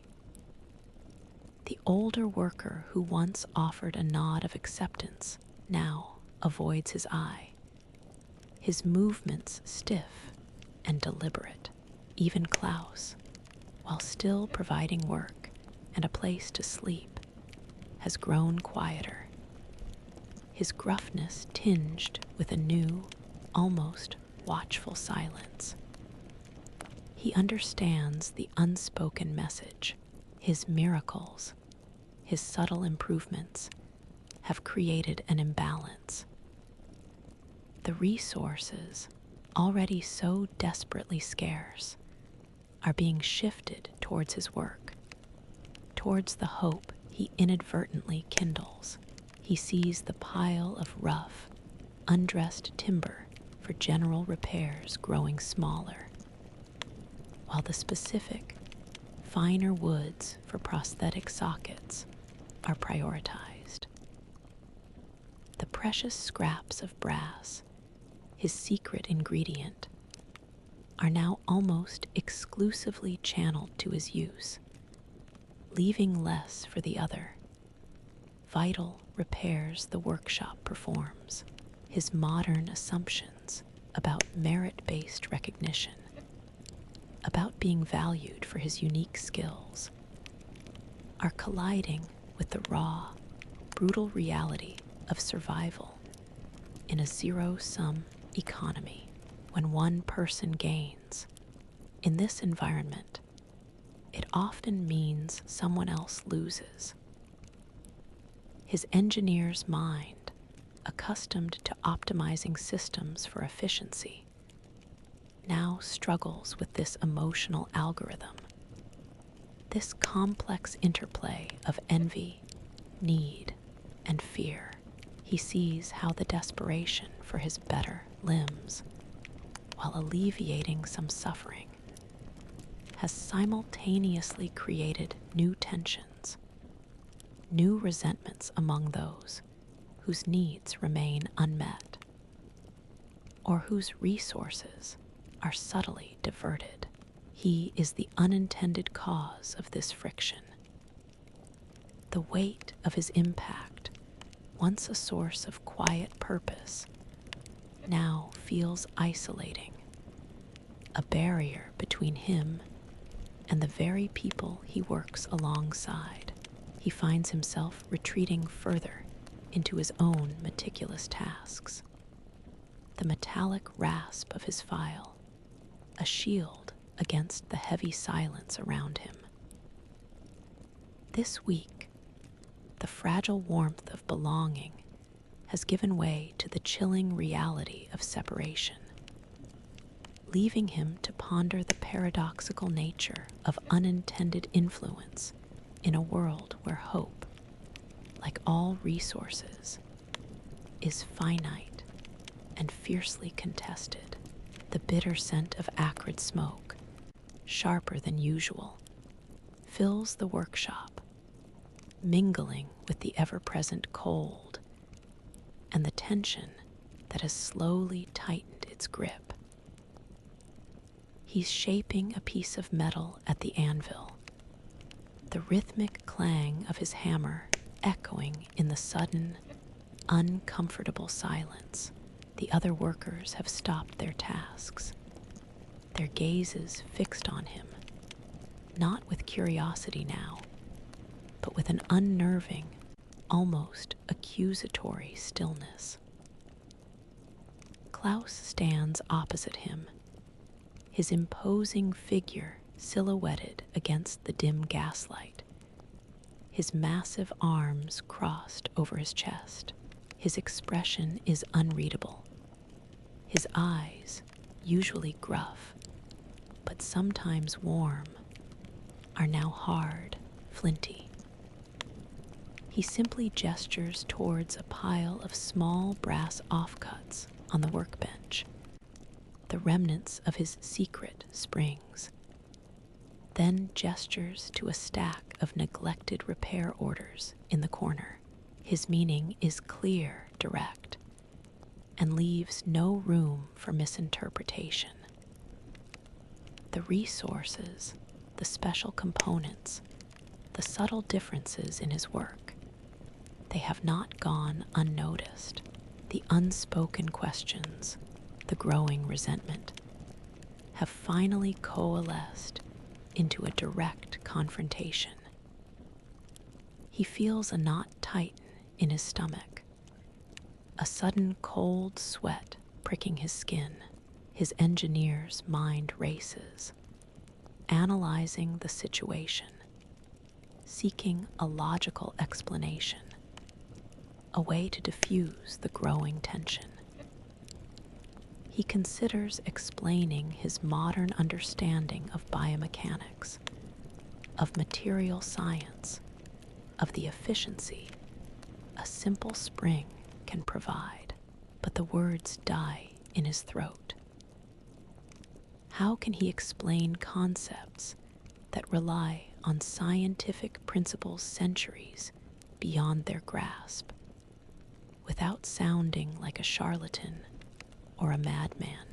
his modern assumptions about transparent communication, about presenting data and evidence, are useless in a world where rumor and immediate need dictate truth. He looks at Klaus, at the tired, wary faces of the other men. He sees not just anger, but fear, the fear of scarcity, the fear of the unknown, the fear of someone who seems to possess a power they don't understand. He understands, with a sudden, painful clarity, the full, heavy mantle of responsibility he has inadvertently donned.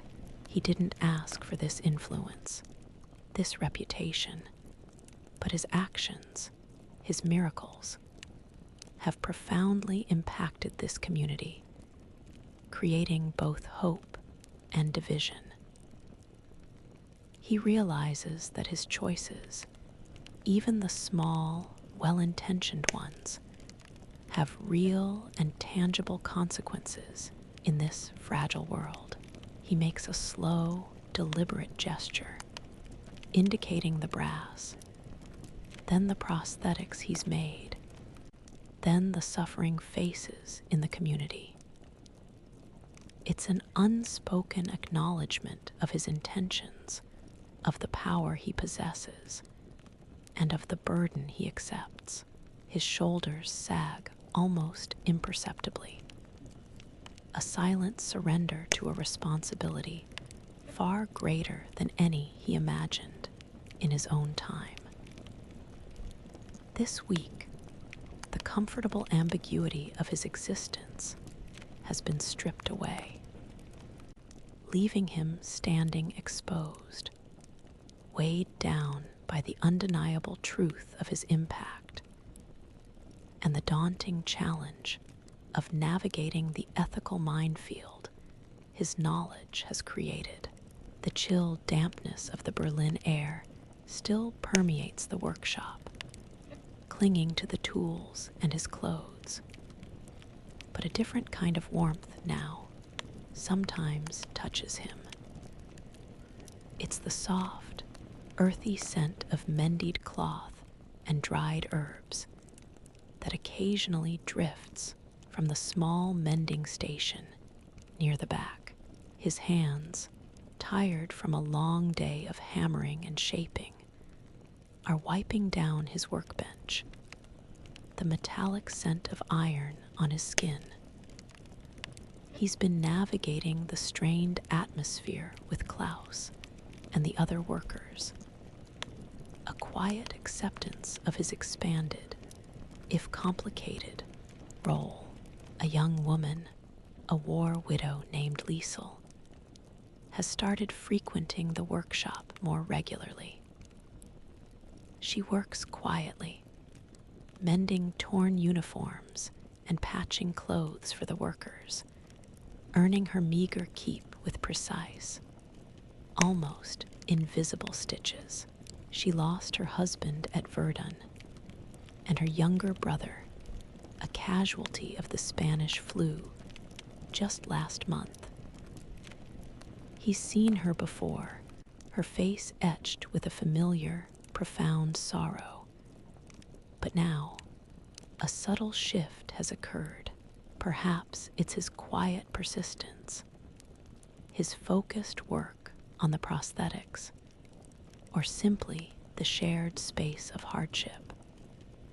But a new understanding seems to be growing between them.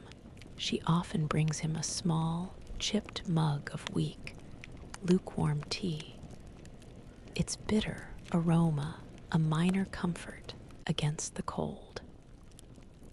He offers a silent nod of thanks, his fingers brushing hers as he takes the mug. Today, as he finishes a rough-hewn prosthetic foot, carefully testing its hinge, she approaches. Her hand, surprisingly soft yet calloused from years of mending, reaches out, not to the prosthetic, but to his arm. Her touch is featherlight, a fleeting connection that sends an unexpected jolt through him, a warmth that has nothing to do with the forge's dying embers. Her eyes, usually downcast, meet his, holding a deep, unspoken empathy, a silent recognition of shared burdens, of the immense effort required to simply continue existing. There's no pity, only a profound, quiet understanding. His modern assumptions about relationships, about casual connections and easy intimacy, are utterly inadequate for this moment. This is a connection forged in scarcity, in loss, in the raw, unvarnished reality of survival. It's a profound emotional connection built not on words, but on shared glances, on quiet gestures of care, on the mutual understanding of a world broken and trying, painstakingly, to mend itself. He feels a surprising, unfamiliar tenderness bloom in his chest, a stark contrast to the scientific objectivity he usually maintains. This week, amidst the ongoing struggle and the moral complexities, he has found something deeply, unexpectedly human. He realizes that even in the bleakest of times, in a city ravaged by war and poverty, the human heart finds ways to connect, to heal, to offer a fragile, yet enduring, sense of belonging, more powerful than any technology he ever created. The soft, crackling warmth of the small stove in the corner of the workshop provides a welcome respite from the deepening winter chill outside. The air, typically thick with the smell of metal and coal, now also carries the faint, sweet scent of Liesel's mending thread and a freshly brewed, if weak, herbal tea. He sits on a low stool, meticulously sharpening a chisel, the metallic SHHHHK against the whetstone, a rhythmic backdrop to the quiet. His hands, now rough and calloused, move with practiced precision. Liesel sits nearby, her head bent over a torn uniform, her fingers nimble as they repair the fabric. The subtle connection between them, a fragile thread woven from shared hardships and quiet understanding, has deepened. They don't speak often, words being a luxury in a world of scarcity. But their glances, their gestures, hold a growing weight of unspoken emotion. He finds himself sketching not just mechanical components on his scraps of paper now, but sometimes, almost unconsciously, softer lines, abstract forms that hint at growth, at repair, at something whole. One evening, as the last of the gaslight flickers, casting long shadows, Liesel pauses her mending. Her gaze sweeps across the small, crowded workshop, over the crude prosthetics, the broken tools awaiting repair, the empty shelves that speak of a city's endless hunger. Her eyes, usually shadowed by loss, hold a distant, almost fragile hope. She gestures vaguely towards the chaos outside, towards the city still reeling from war and revolution. And then her hand comes to rest on a small, hand-carved wooden bird on her mending table, a a gift from a child. Her eyes meet his, a silent question about a world free from the crushing weight of conflict, free from the constant fear, a world where children could play without fear of disease or starvation.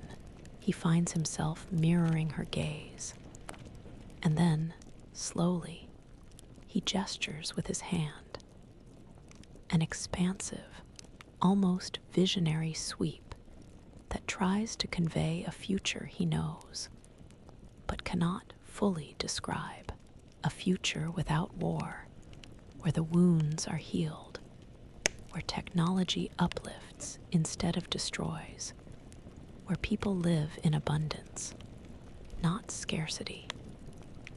He speaks not of specific inventions, but of the spirit of his time, a collective striving for peace, for health, for a universal well-being that seems utterly impossible here. It's a quiet promise, whispered across centuries, a shared dream of a less broken world. But as he speaks, a conflicting loyalty stirs within him. His heart aches for this broken present, for Liesel, for the suffering people of Berlin. But his mind, his very being, is tethered to a future he might never return to, a future that has moved on, perhaps forgotten this very moment. This week, he has glimpsed the fragile beauty of shared dreams in a desolate world, and felt the bittersweet pang of knowing he carries a secret loyalty to a different timeline, a profound duality that pulls at the very core of his existence.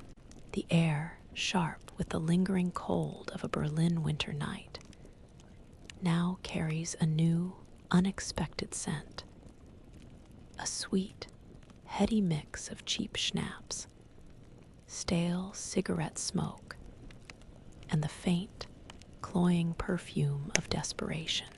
He finds himself standing at the edge of a bustling street, an unfamiliar part of the city. The usual oppressive darkness is broken by the flickering gaslights of storefronts, and the distant, raucous glow from a few establishments. Sounds drift towards him, the tinny, off-key strains of a piano, the scraping of fiddles, bursts of boisterous, almost frantic laughter. This is Berlin's emerging nightlife, a stark contrast to the quiet despair of the workshop. Liesel had mentioned a gathering, a place where people tried to forget, if only for an hour. Curiosity and a strange yearning for something beyond the stark realities of his days had drawn him here. He sees men and women, many in worn clothes, dancing with a fierce, almost desperate energy. Their faces, though tired, hold a flicker of defiant joy, a refusal to surrender entirely to the war's aftermath. He sees a few soldiers, some with missing limbs, awkwardly twirling partners, their wooden prosthetics thumping rhythmically on the worn floorboards.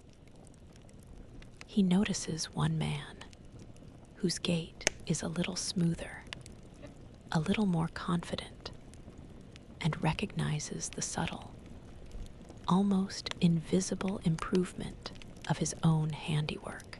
He stands in the shadows, an observer, feeling utterly out of place, yet undeniably drawn in.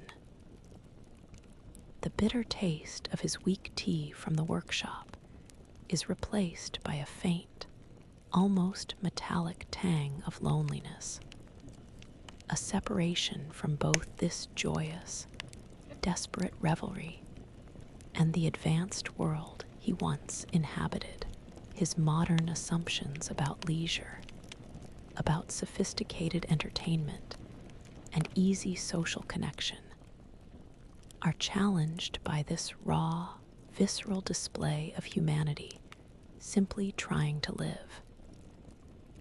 Here, joy is not a given. It's a hard-won defiance. He feels a profound bittersweetness. His heart aches for the suffering he sees daily, for the fleeting nature of this happiness, for Liesel, and the unspoken hope they share for a better world. Yet a part of him also longs for the effortless comfort and anonymity of his own time, for the easy access to knowledge and pleasure, for the world he designed to be. He sees the rough-hewn faces, hears the off-key songs, and knows that this is life, raw and immediate, in a way his polished, technological future often wasn't. He feels torn, pulled between two vastly different lives, two irreconcilable realities.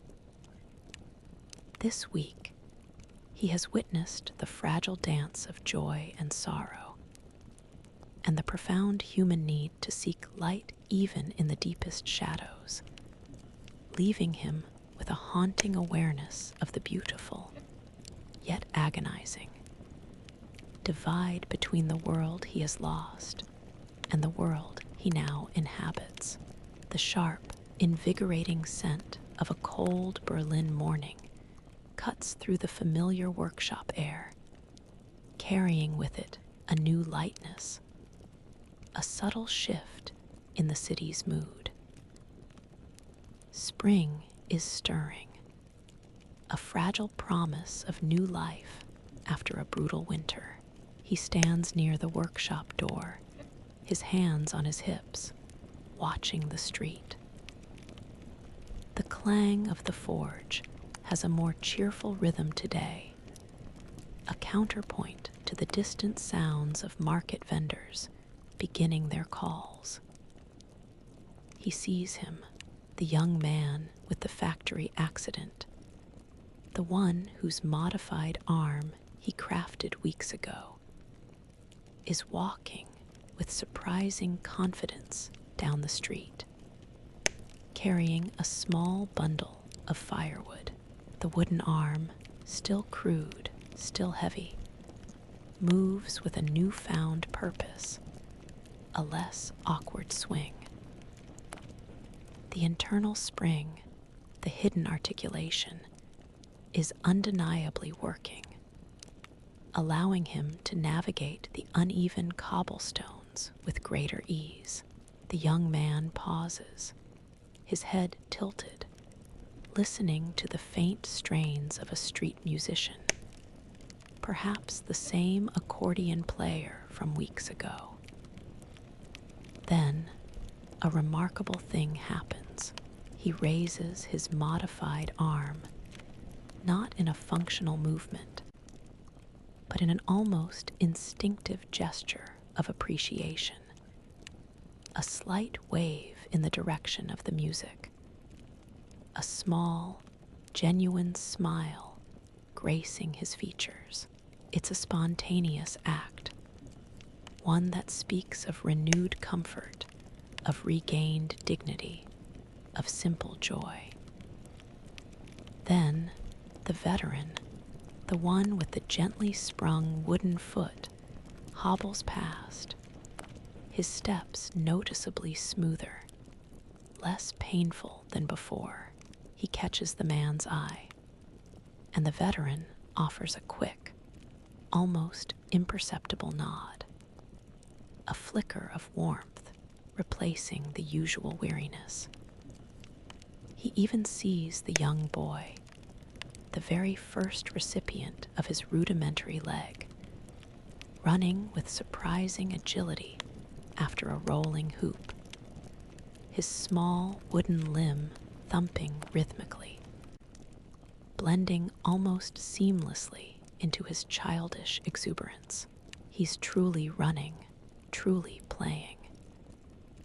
His engineer's mind, usually so analytical, processes these observations not as data points, but as profound emotional feedback.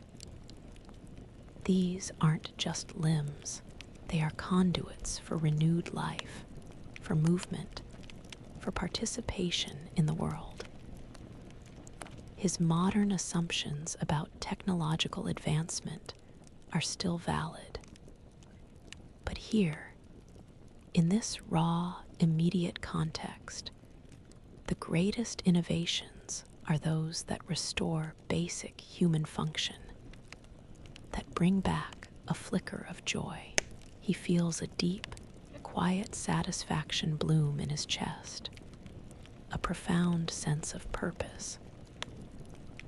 This is not the grand, theoretical robotics of his past, but a tangible, hard-won legacy, built with his own calloused hands, piece by painstaking piece, in a broken world. The conflicting loyalties still tug. But in these moments, watching these lives made subtly better, he knows with a profound certainty that this is where he belongs. For now, he realizes that sometimes the most revolutionary engineering isn't about creating something entirely new, but about rebuilding what was lost, about painstakingly restoring a fragmented humanity, one hopeful step at a time. The distinct, comforting scent of fresh planed wood, warm from the afternoon sun, filtering through the dusty workshop window, now feels like the aroma of home. It mingles with the familiar tang of hot metal and the faint, sweet smell of Liesel's herbal tea. His hands, ingrained with grease and calluses, move automatically, sanding a new prosthetic socket. His body now knowing the rhythm of this work as intimately as it once knew a keyboard. The incessant clatter of Berlin outside, the shouts of vendors, the distant thrum of unseen machinery no longer assaults his senses. It's simply the backdrop of his day. He pauses, feeling the smooth curve of the wood under his palm, and glances around the workshop. Klaus is at the forge, his hammer striking with powerful, familiar blows. Liesel sits nearby, her needle flashing with quiet determination. He sees the rough wooden prosthetics hanging from pegs, each a testament to a life subtly, painstakingly rebuilt. The tools, once alien, are now extensions of his own will. The cold, the hunger, the desperation of the early weeks are still present in the city. But within these walls, a fragile ecosystem of purpose and connection has grown. He catches Liesel's eye, and she offers a small, soft smile, a genuine warmth that reaches deep into him, the profound emotional connection that has blossomed between them. A silent bond forged in shared hardship and quiet understanding is undeniable. He thinks of the conversations they've had, mostly through gestures and shared glances, about her lost husband, about his own enigmatic past, about the fragile hope for peace.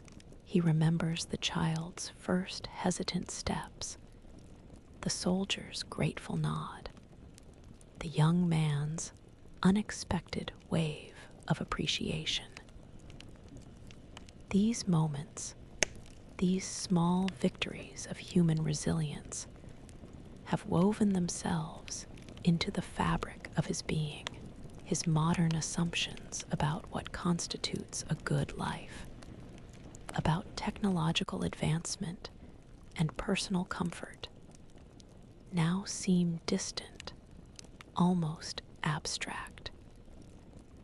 He no longer craves the instantaneous connectivity, the endless information, the automated convenience of his own time.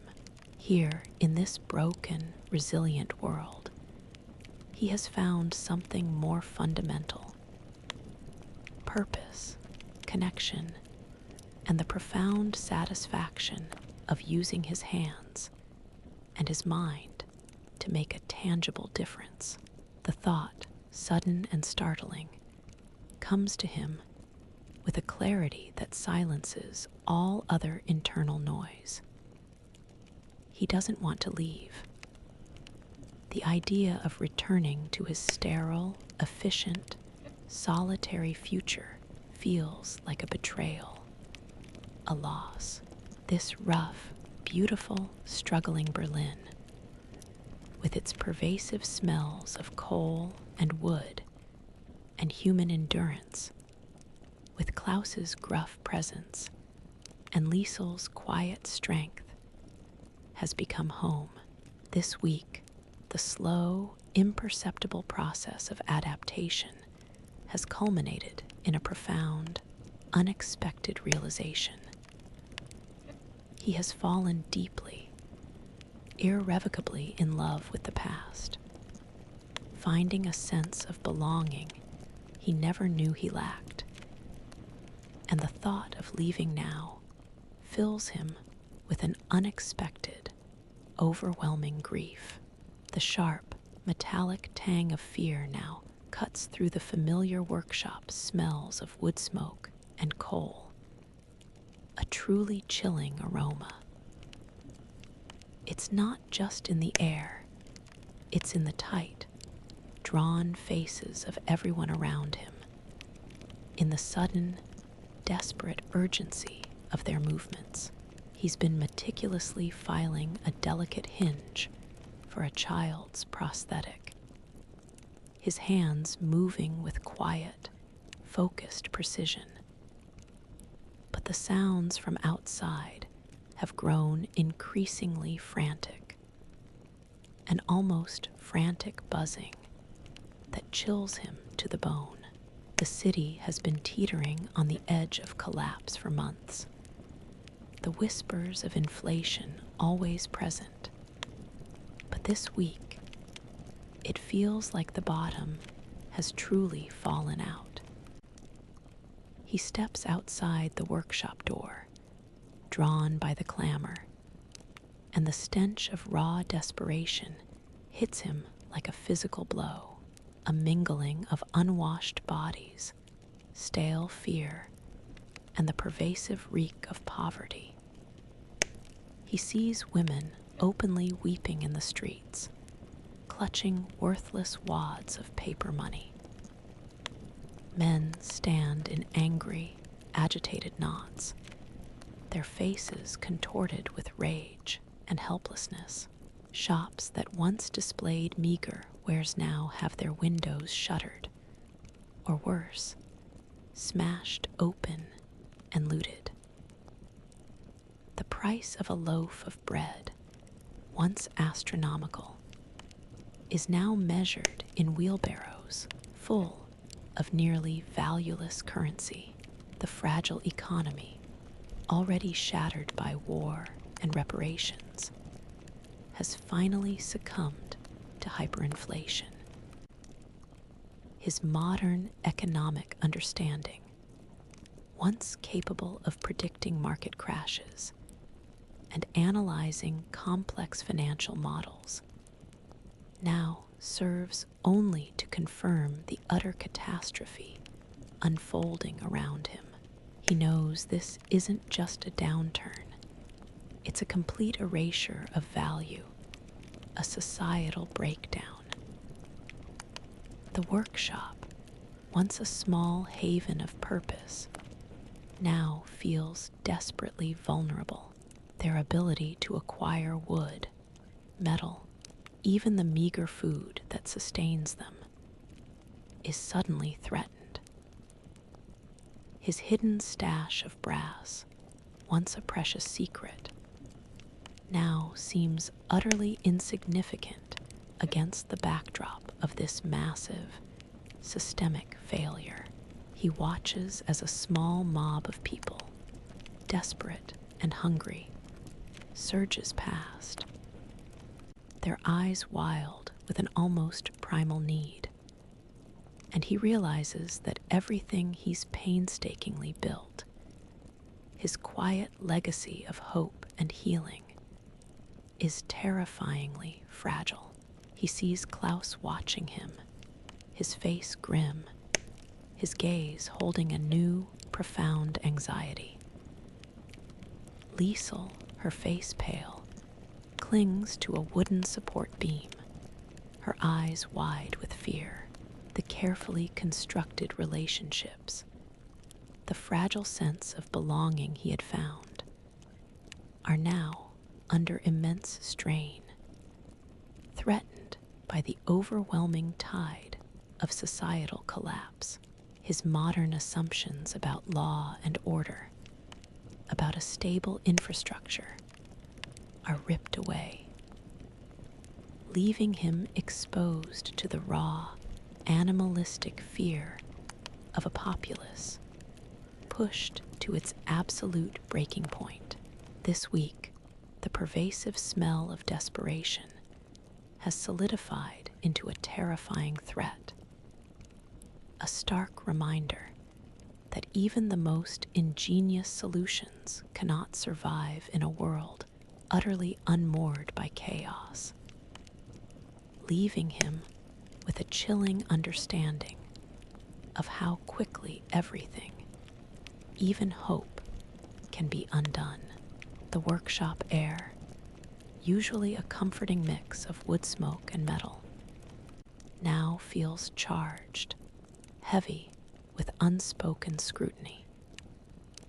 He's meticulously shaping a wooden leg, his hands moving with the practiced ease he's gained over months.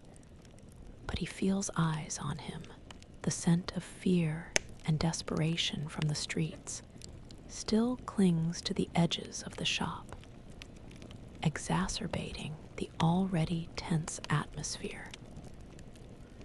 The economic collapse of the previous week has sent ripples of suspicion and anxiety through Berlin. People are desperate, and desperate people look for answers or scapegoats. The demand for his better prosthetics, while still present, is now tinged with a new, unsettling undercurrent. More traditional craftsmen, those who have spent their lives building wooden limbs in the established ways, have begun to visit the workshop.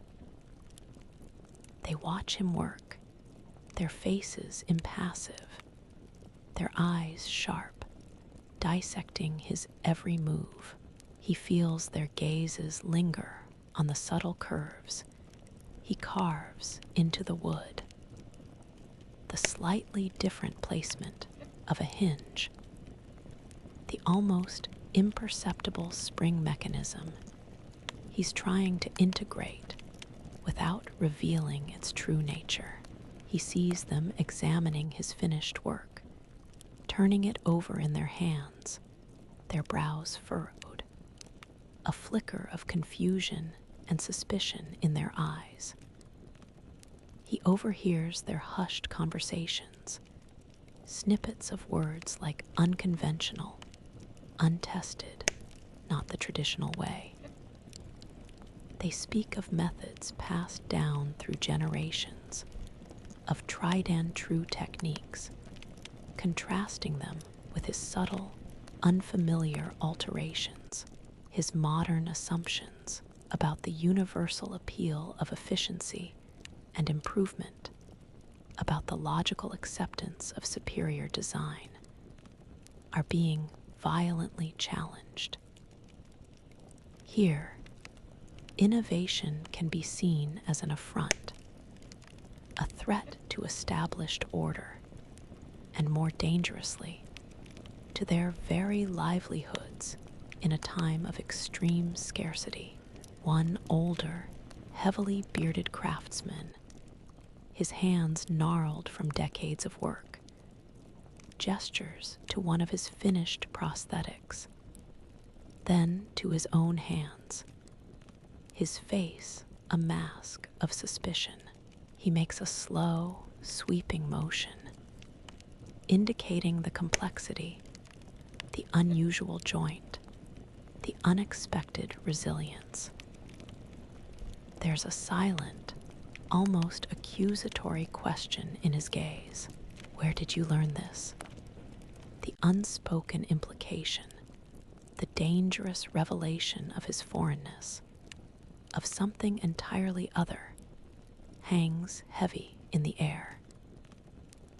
He realizes that his subtle deviations from the norm, once a source of quiet pride, are now drawing dangerous attention, challenging deeply held beliefs and making him a target. His alien knowledge, once a secret power, now threatens to expose him as an outsider, a disruption in a world that craves stability above all else. This week, the subtle resistance to his methods has escalated, bringing with it a chilling awareness that his quest to alleviate suffering could very well lead to his own undoing. A profound reevaluation of the fragile balance between innovation and survival. The sharp, metallic scent of coal smoke is now acrid with the smell of apprehension, thick and suffocating. He's standing in the workshop, his hands clenched into fists, the familiar weight of the tools in his grip feeling strangely insubstantial.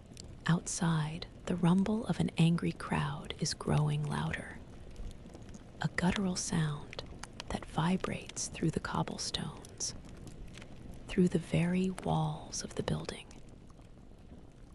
The economic collapse has intensified, fueling desperation, and his unconventional methods have become a focal point for the fear and anger of the traditionalists. He glances at Klaus, whose face is a mask of grim determination, his eyes scanning the streets through a crack in the shutters. Liesel, her face pale, huddles in the corner, clutching a worn shawl tightly around her, her gaze fixed on him with a mix of fear and unwavering trust. The low whispers he's been overhearing all week have sharpened into open accusations. Foreign methods, unnatural contraptions, taking our work. The suspicion of his foreignness, of his different ways, has festered in the crucible of societal breakdown, threatening to erupt. The mob is growing, their shouts now clearly discernible, punctuated by the smash of a distant window. They are coming for the workshop, for the man who builds miracles that defy their understanding and threaten their traditions, the man who draws precious resources away from their established ways. His engineer's mind races, calculating probabilities, assessing risks. But there's no logical escape from this. He has precious moments to act. He looks at his workbench, at the half-finished prosthetics, the tools, the accumulated evidence of his work, his quiet legacy. This workshop, these tools, this opportunity to make a tangible difference represents everything he's built here, his purpose, his new home in this past. Then his gaze falls on Liesel, her eyes wide, her small, frail figure a beacon of the humanity he has come to cherish. The agonizing choice slams into him with the force of a physical blow. Does he stay and defend the workshop, risking his life and potentially drawing her into a dangerous conflict?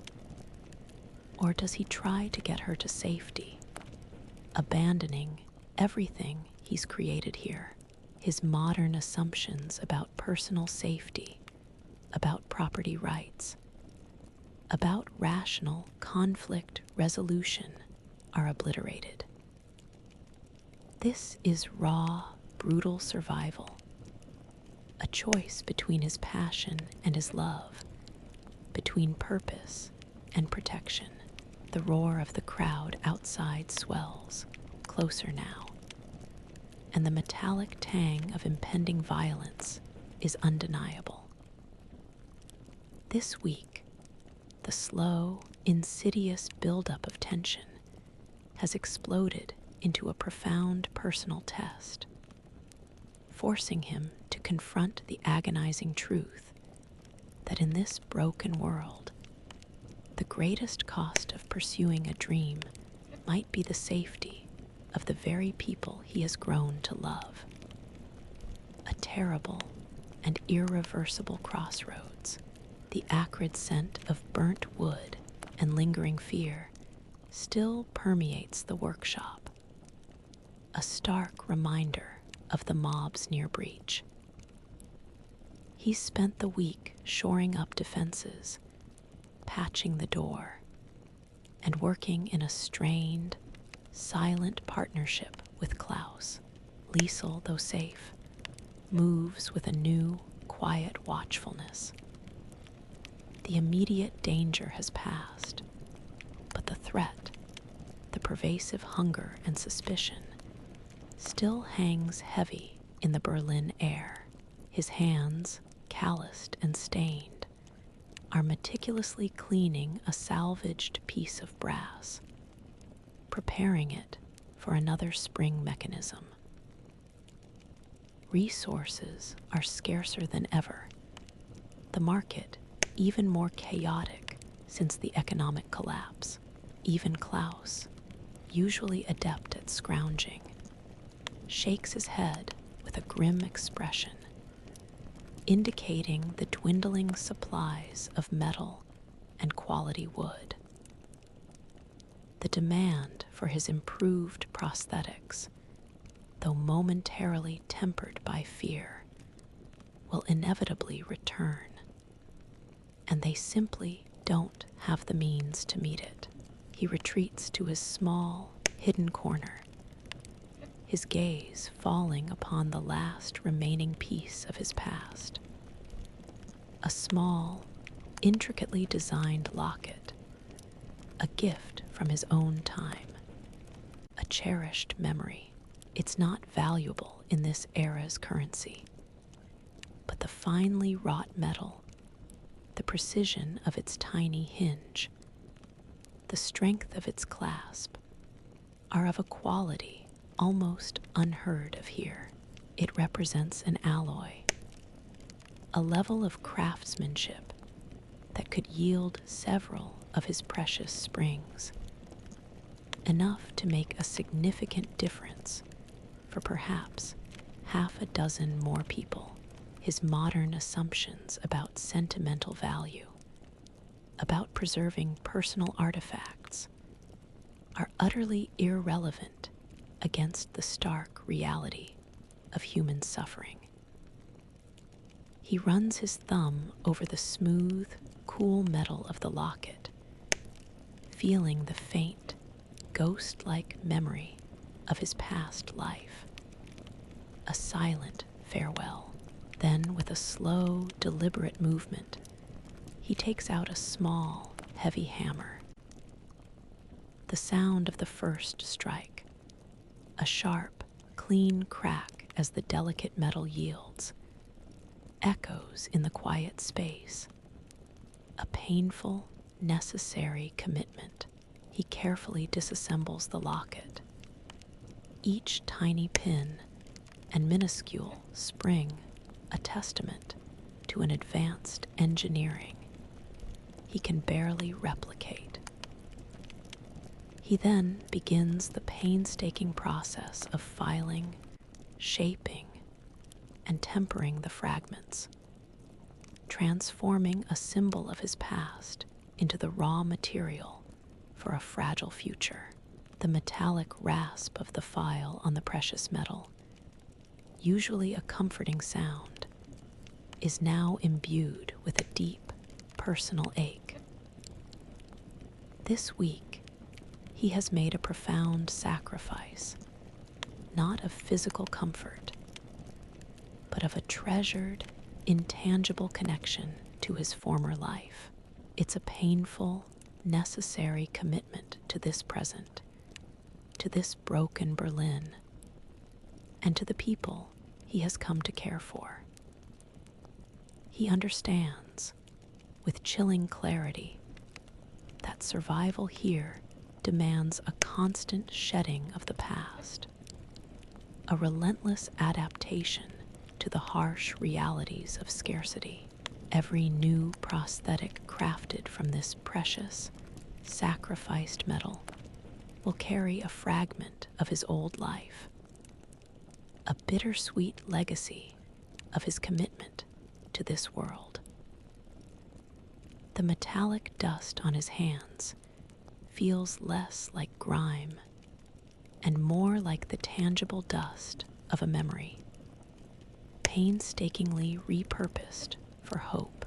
The raw, biting chill of a late winter evening in Berlin stings his face, carrying with it the familiar, heavy scent of coal smoke and damp earth.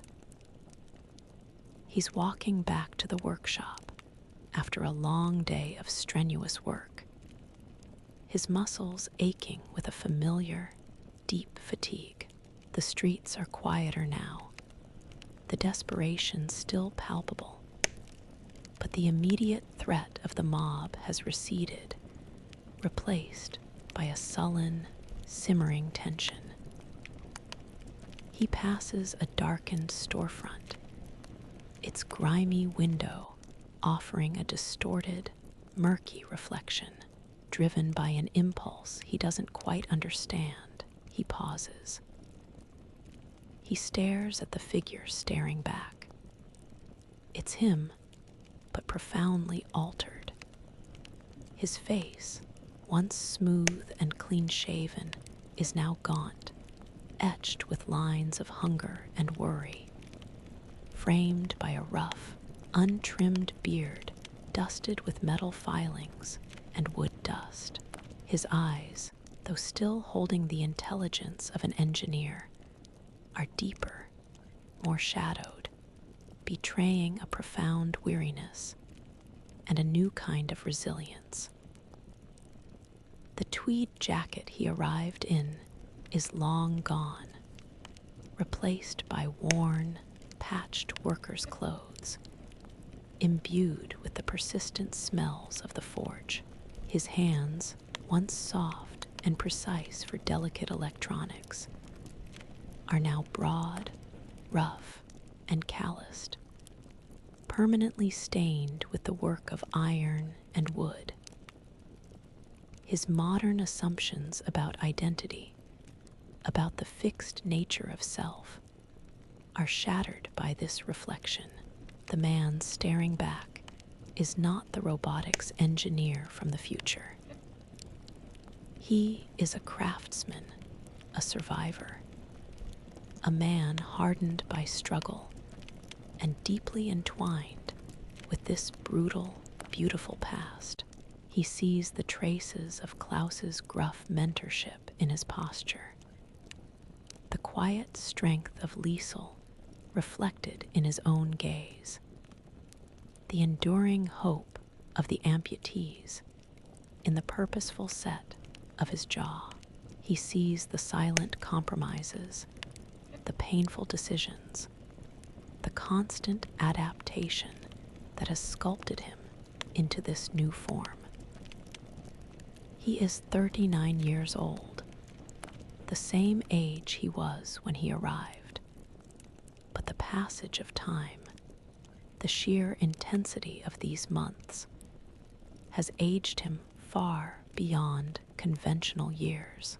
He reaches out a hand, his rough fingers brushing the cold, grimy glass, a physical acknowledgement of the profound chasm between who he was and who he has become. There's no regret, only a quiet, almost unsettling acceptance. He has shed his old self, layer by layer, in the crucible of this unforgiving era.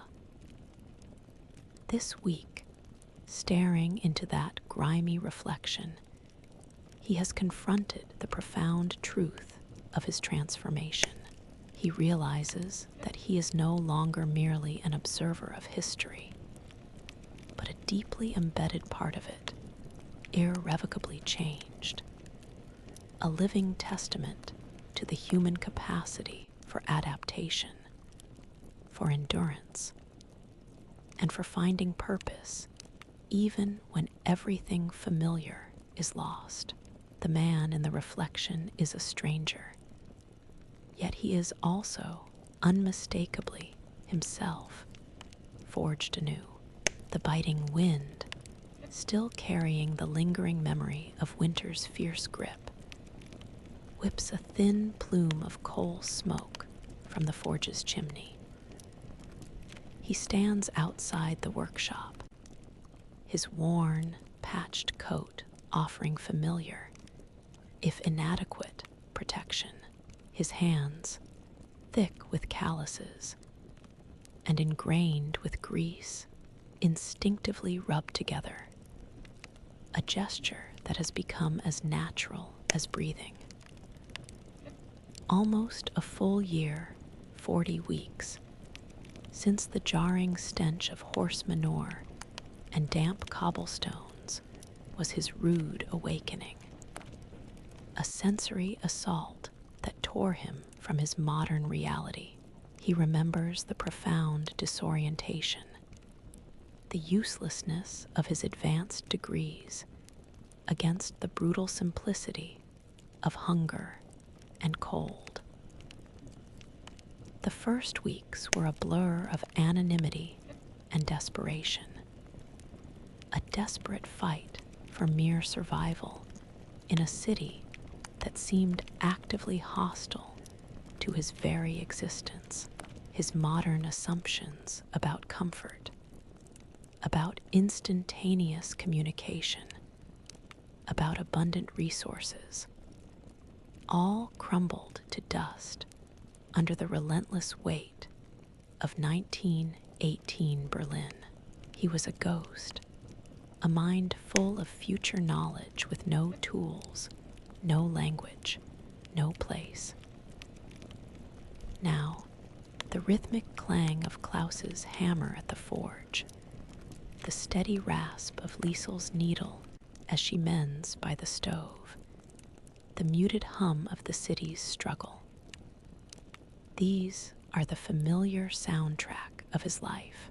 He knows the feel of every tool, the subtle resistance of wood and metal, the precise moment to strike or carve. His hands, once accustomed to the delicate touch of circuit boards, now craft rudimentary but effective prosthetics, each one a testament to ingenuity forced by scarcity.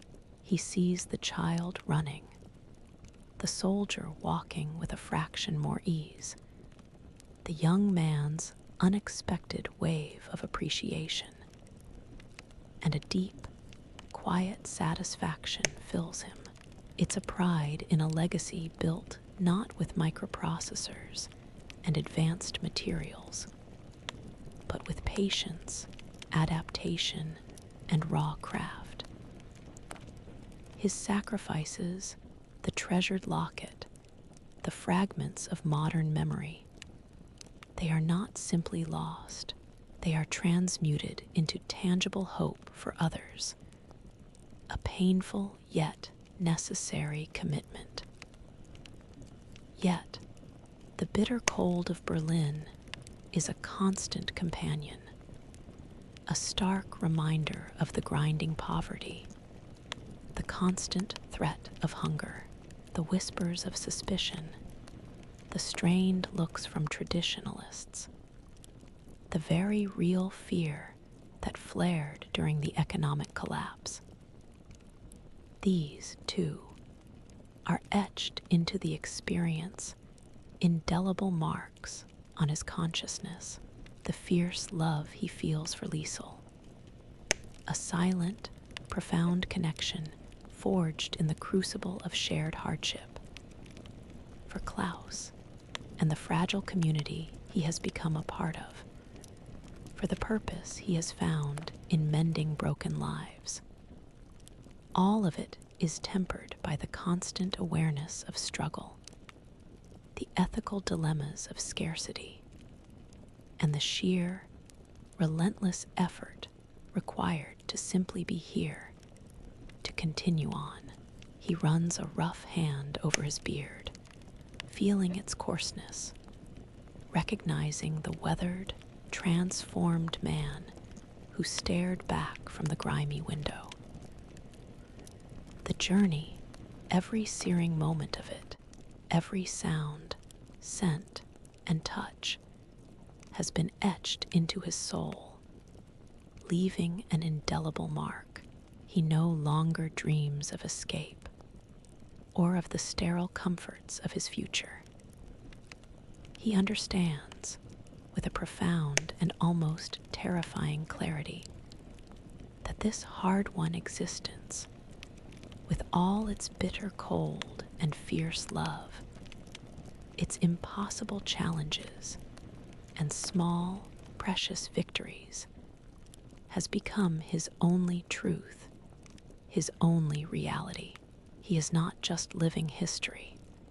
He is history, inextricably woven into its unforgiving, yet deeply human fabric.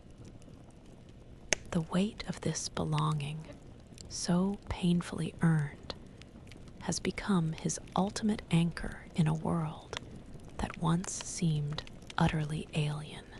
The comforting scent of wood smoke, mingled with the faint, sweet aroma of beeswax, and freshly baked, if coarse, bread, fills the small, borrowed room. It's a stark contrast to the usual workshop smells, a softness that hints at celebration. His hand, calloused and rough, lightly brushes Liesel's, her fingers surprisingly delicate as they trace the worn fabric of her simple, mendied dress. Today, the incessant clang of the forge and the urgent calls of the streets are muted, replaced by a quiet, almost reverent hush. He stands beside her, his own borrowed suit, carefully patched and mended by Liesel herself, feeling strangely stiff, yet profoundly right. Klaus, unusually solemn, stands a few paces away, his formidable presence softened by the flickering candlelight. The other workers, their faces scrubbed clean of the day's grime, offer small, encouraging nods, their eyes holding a newfound warmth and acceptance. The traditionalists, the ones who once eyed him with suspicion, are present too, their faces unreadable, Yet their silence speaks of a grudging respect, an acknowledgement of his place. The economic chaos and social tensions of Berlin haven't vanished. But for this brief, precious moment, they recede, pushed back by the sheer, stubborn will to find joy. The simple ceremony is brief, conducted by a somber, elderly pastor whose words are a balm against the city's harsh realities. He looks at Liesel, her eyes shining with a quiet, fierce hope, and a wave of profound emotion washes over him. This is not the grand, elaborate wedding he might have envisioned in his old life, but it is real, tangible, earned. It is a commitment made in a world of scarcity and hardship, a testament to endurance and the unwavering human need for connection. His modern assumptions about love, about commitment, about the future, have all been reshaped by the raw, unvarnished truth of this era. Here, love is not a convenience. It's a defiant act of hope, a shared struggle towards an uncertain tomorrow. He feels Klaus's heavy hand on his shoulder, a silent gesture of acceptance, a resolution of the strained relationship that had developed between them. The old machinist's eyes, though still gruff, hold a clear, almost paternal warmth, acknowledging his transition, his transformation from a mysterious foreigner to a man firmly rooted in this community. Liesel squeezes his hand, her touch a silent promise of partnership, of shared burdens and quiet joys. This week, amidst the ongoing struggle of Berlin, a profound peace has settled over him.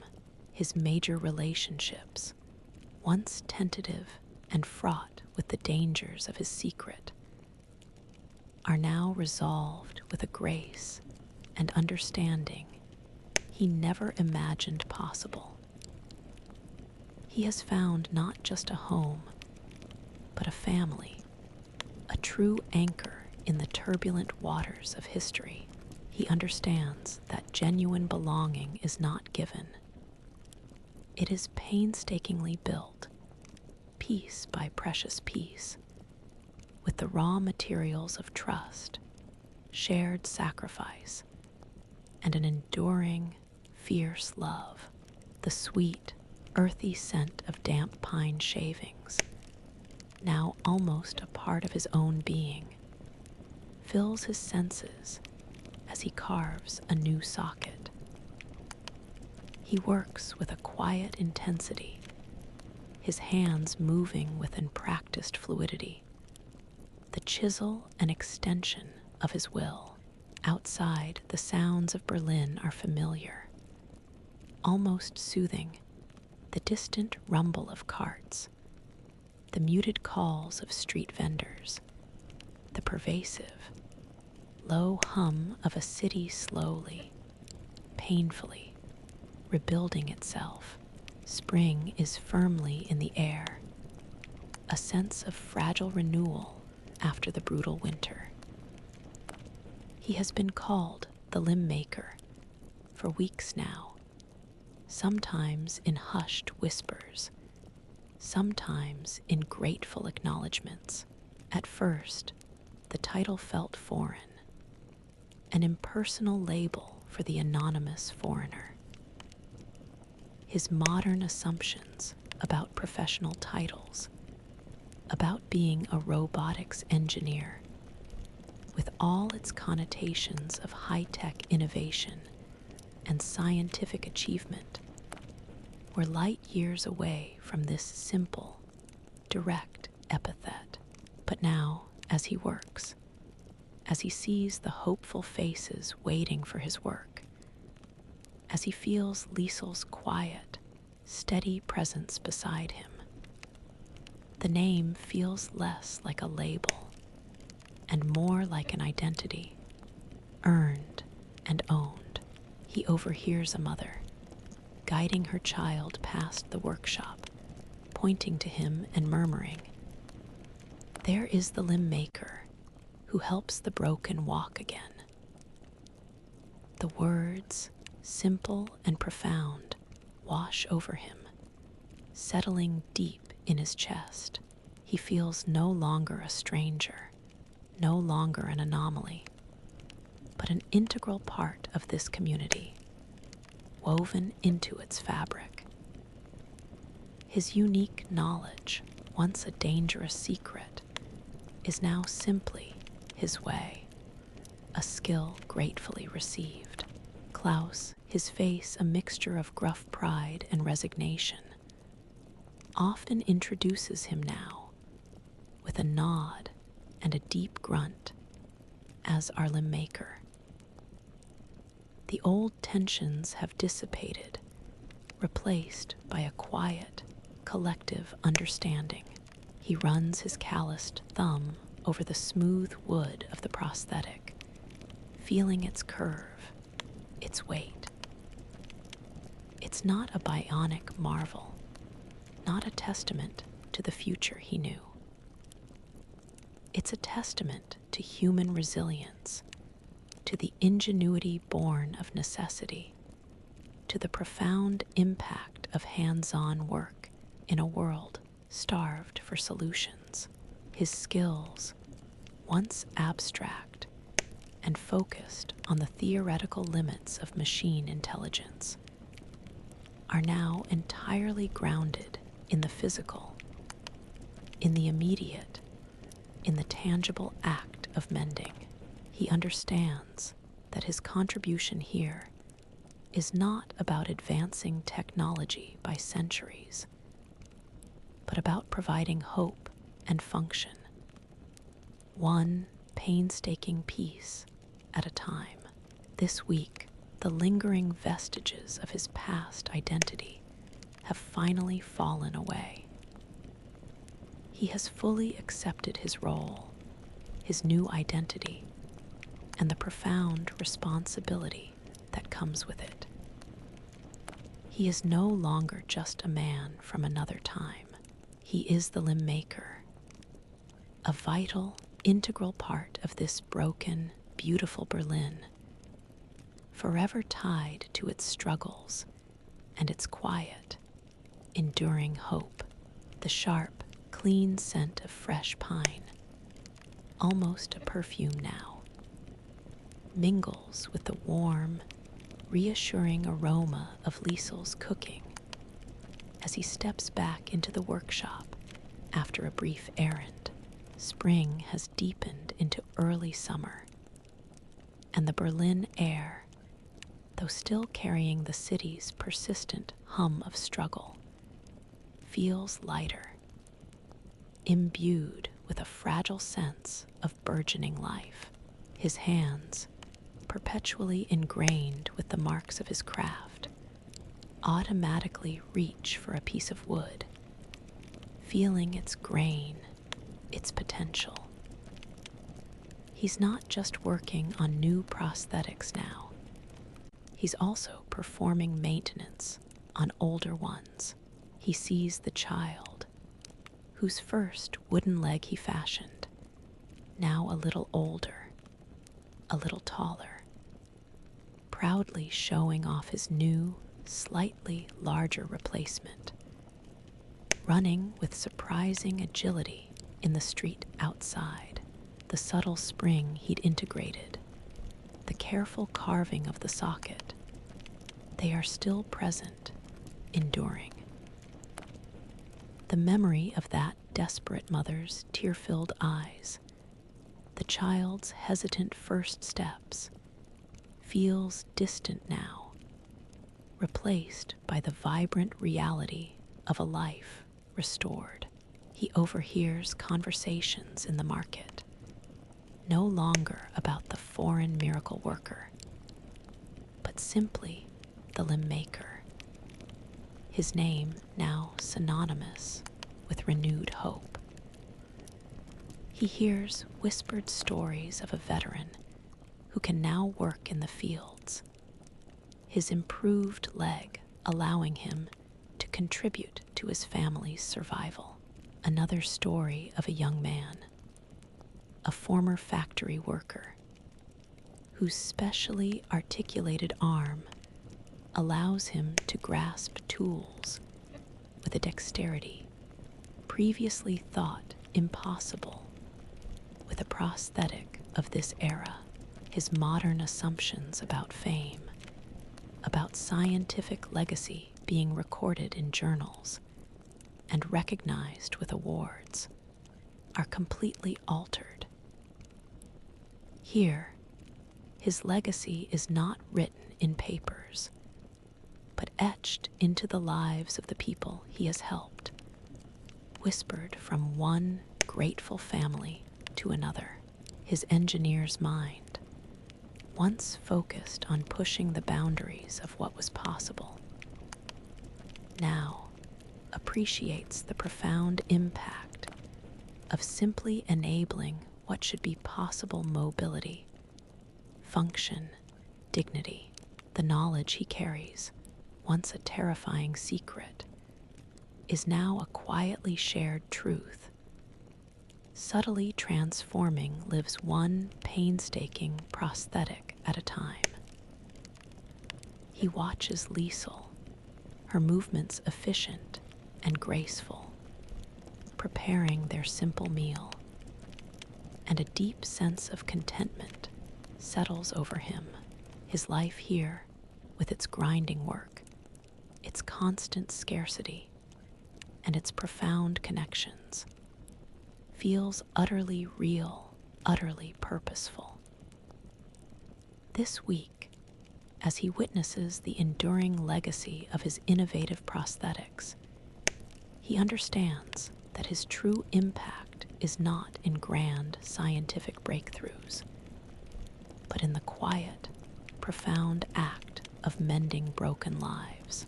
He has not only created tools for this past, but he has become a tool of its healing, a testament to the quiet, enduring power of human ingenuity and compassion, a lasting whisper of hope in a world desperate for it. The faint, crisp scent of a new Berlin morning, tinged with the familiar, comforting aroma of wood smoke, and Liesel's freshly brewed, if meager, coffee kisses his face. He stands at the workshop window, his hands clasped behind his back, feeling the cool glass beneath his rough fingertips. 40 weeks, 40 full cycles of the sun and moon since the jarring stench of horse manure was his rude awakening in this alien world. Now, the chaotic symphony of the city stirring to life, the distant clip-clop of hooves, the rumble of an early cart, the first calls of a street vendor, feels less like a clamor and more like the familiar pulse of home. The sky above Berlin begins to bleed from bruised violet into soft, hopeful oranges and pinks, painting the soot-stained rooftops with a gentle, fleeting beauty. He watches the light spread, illuminating the grime and the damage, but also the enduring spirit of the city. He thinks of the man he was, the robotics engineer from a dazzling future, a life of pristine labs and complex algorithms. That man feels like a distant memory, a character from a book he once read. The man standing here with calloused hands and a worn coat is the limb maker, husband to Liesel, a valued, integral part of this struggling community. He feels the quiet hum of the workshop behind him, the presence of Klaus already at the forge, a soft clink from Liesel as she prepares their breakfast. The journey has been arduous, a relentless stripping away of his modern assumptions, his comfort, his very identity. He remembers the gnawing hunger, the bitter cold, the profound disorientation. But he also remembers the shared laughs with Klaus, the profound empathy in Liesel's touch, the hopeful steps of a child, the grateful nod of a soldier. His unique knowledge, once a terrifying secret, is now a quiet legacy, etched into the lives he has touched, transforming crude materials into vital function, into a whisper of possibility in a broken world.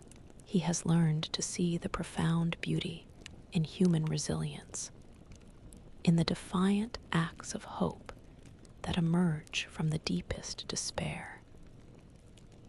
The peace in his heart is not a passive one. It is an active, earned tranquility, born from hard labor, difficult choices, and deep connection. It's a peace that acknowledges the ongoing struggle, the looming shadows of economic hardship and political unrest that still cling to Berlin. His path, once utterly uncertain, now feels clear, rooted in the tangible reality of his hands-on work, in the steady rhythm of this life. He is no longer a man trapped in the past, but a man fully alive in the present, deeply embedded in its textures, its smells, its triumphs, and its sorrows. This week, watching the Berlin sunrise, he feels a profound, almost primal sense of acceptance, a quiet readiness for whatever this new, hard-won life, with all its challenges and its enduring, fragile beauty, decides to bring. He knows he has found his true place, not in the future, but here now, in the heart of a city determined to rebuild, one painstaking, hopeful step at a time.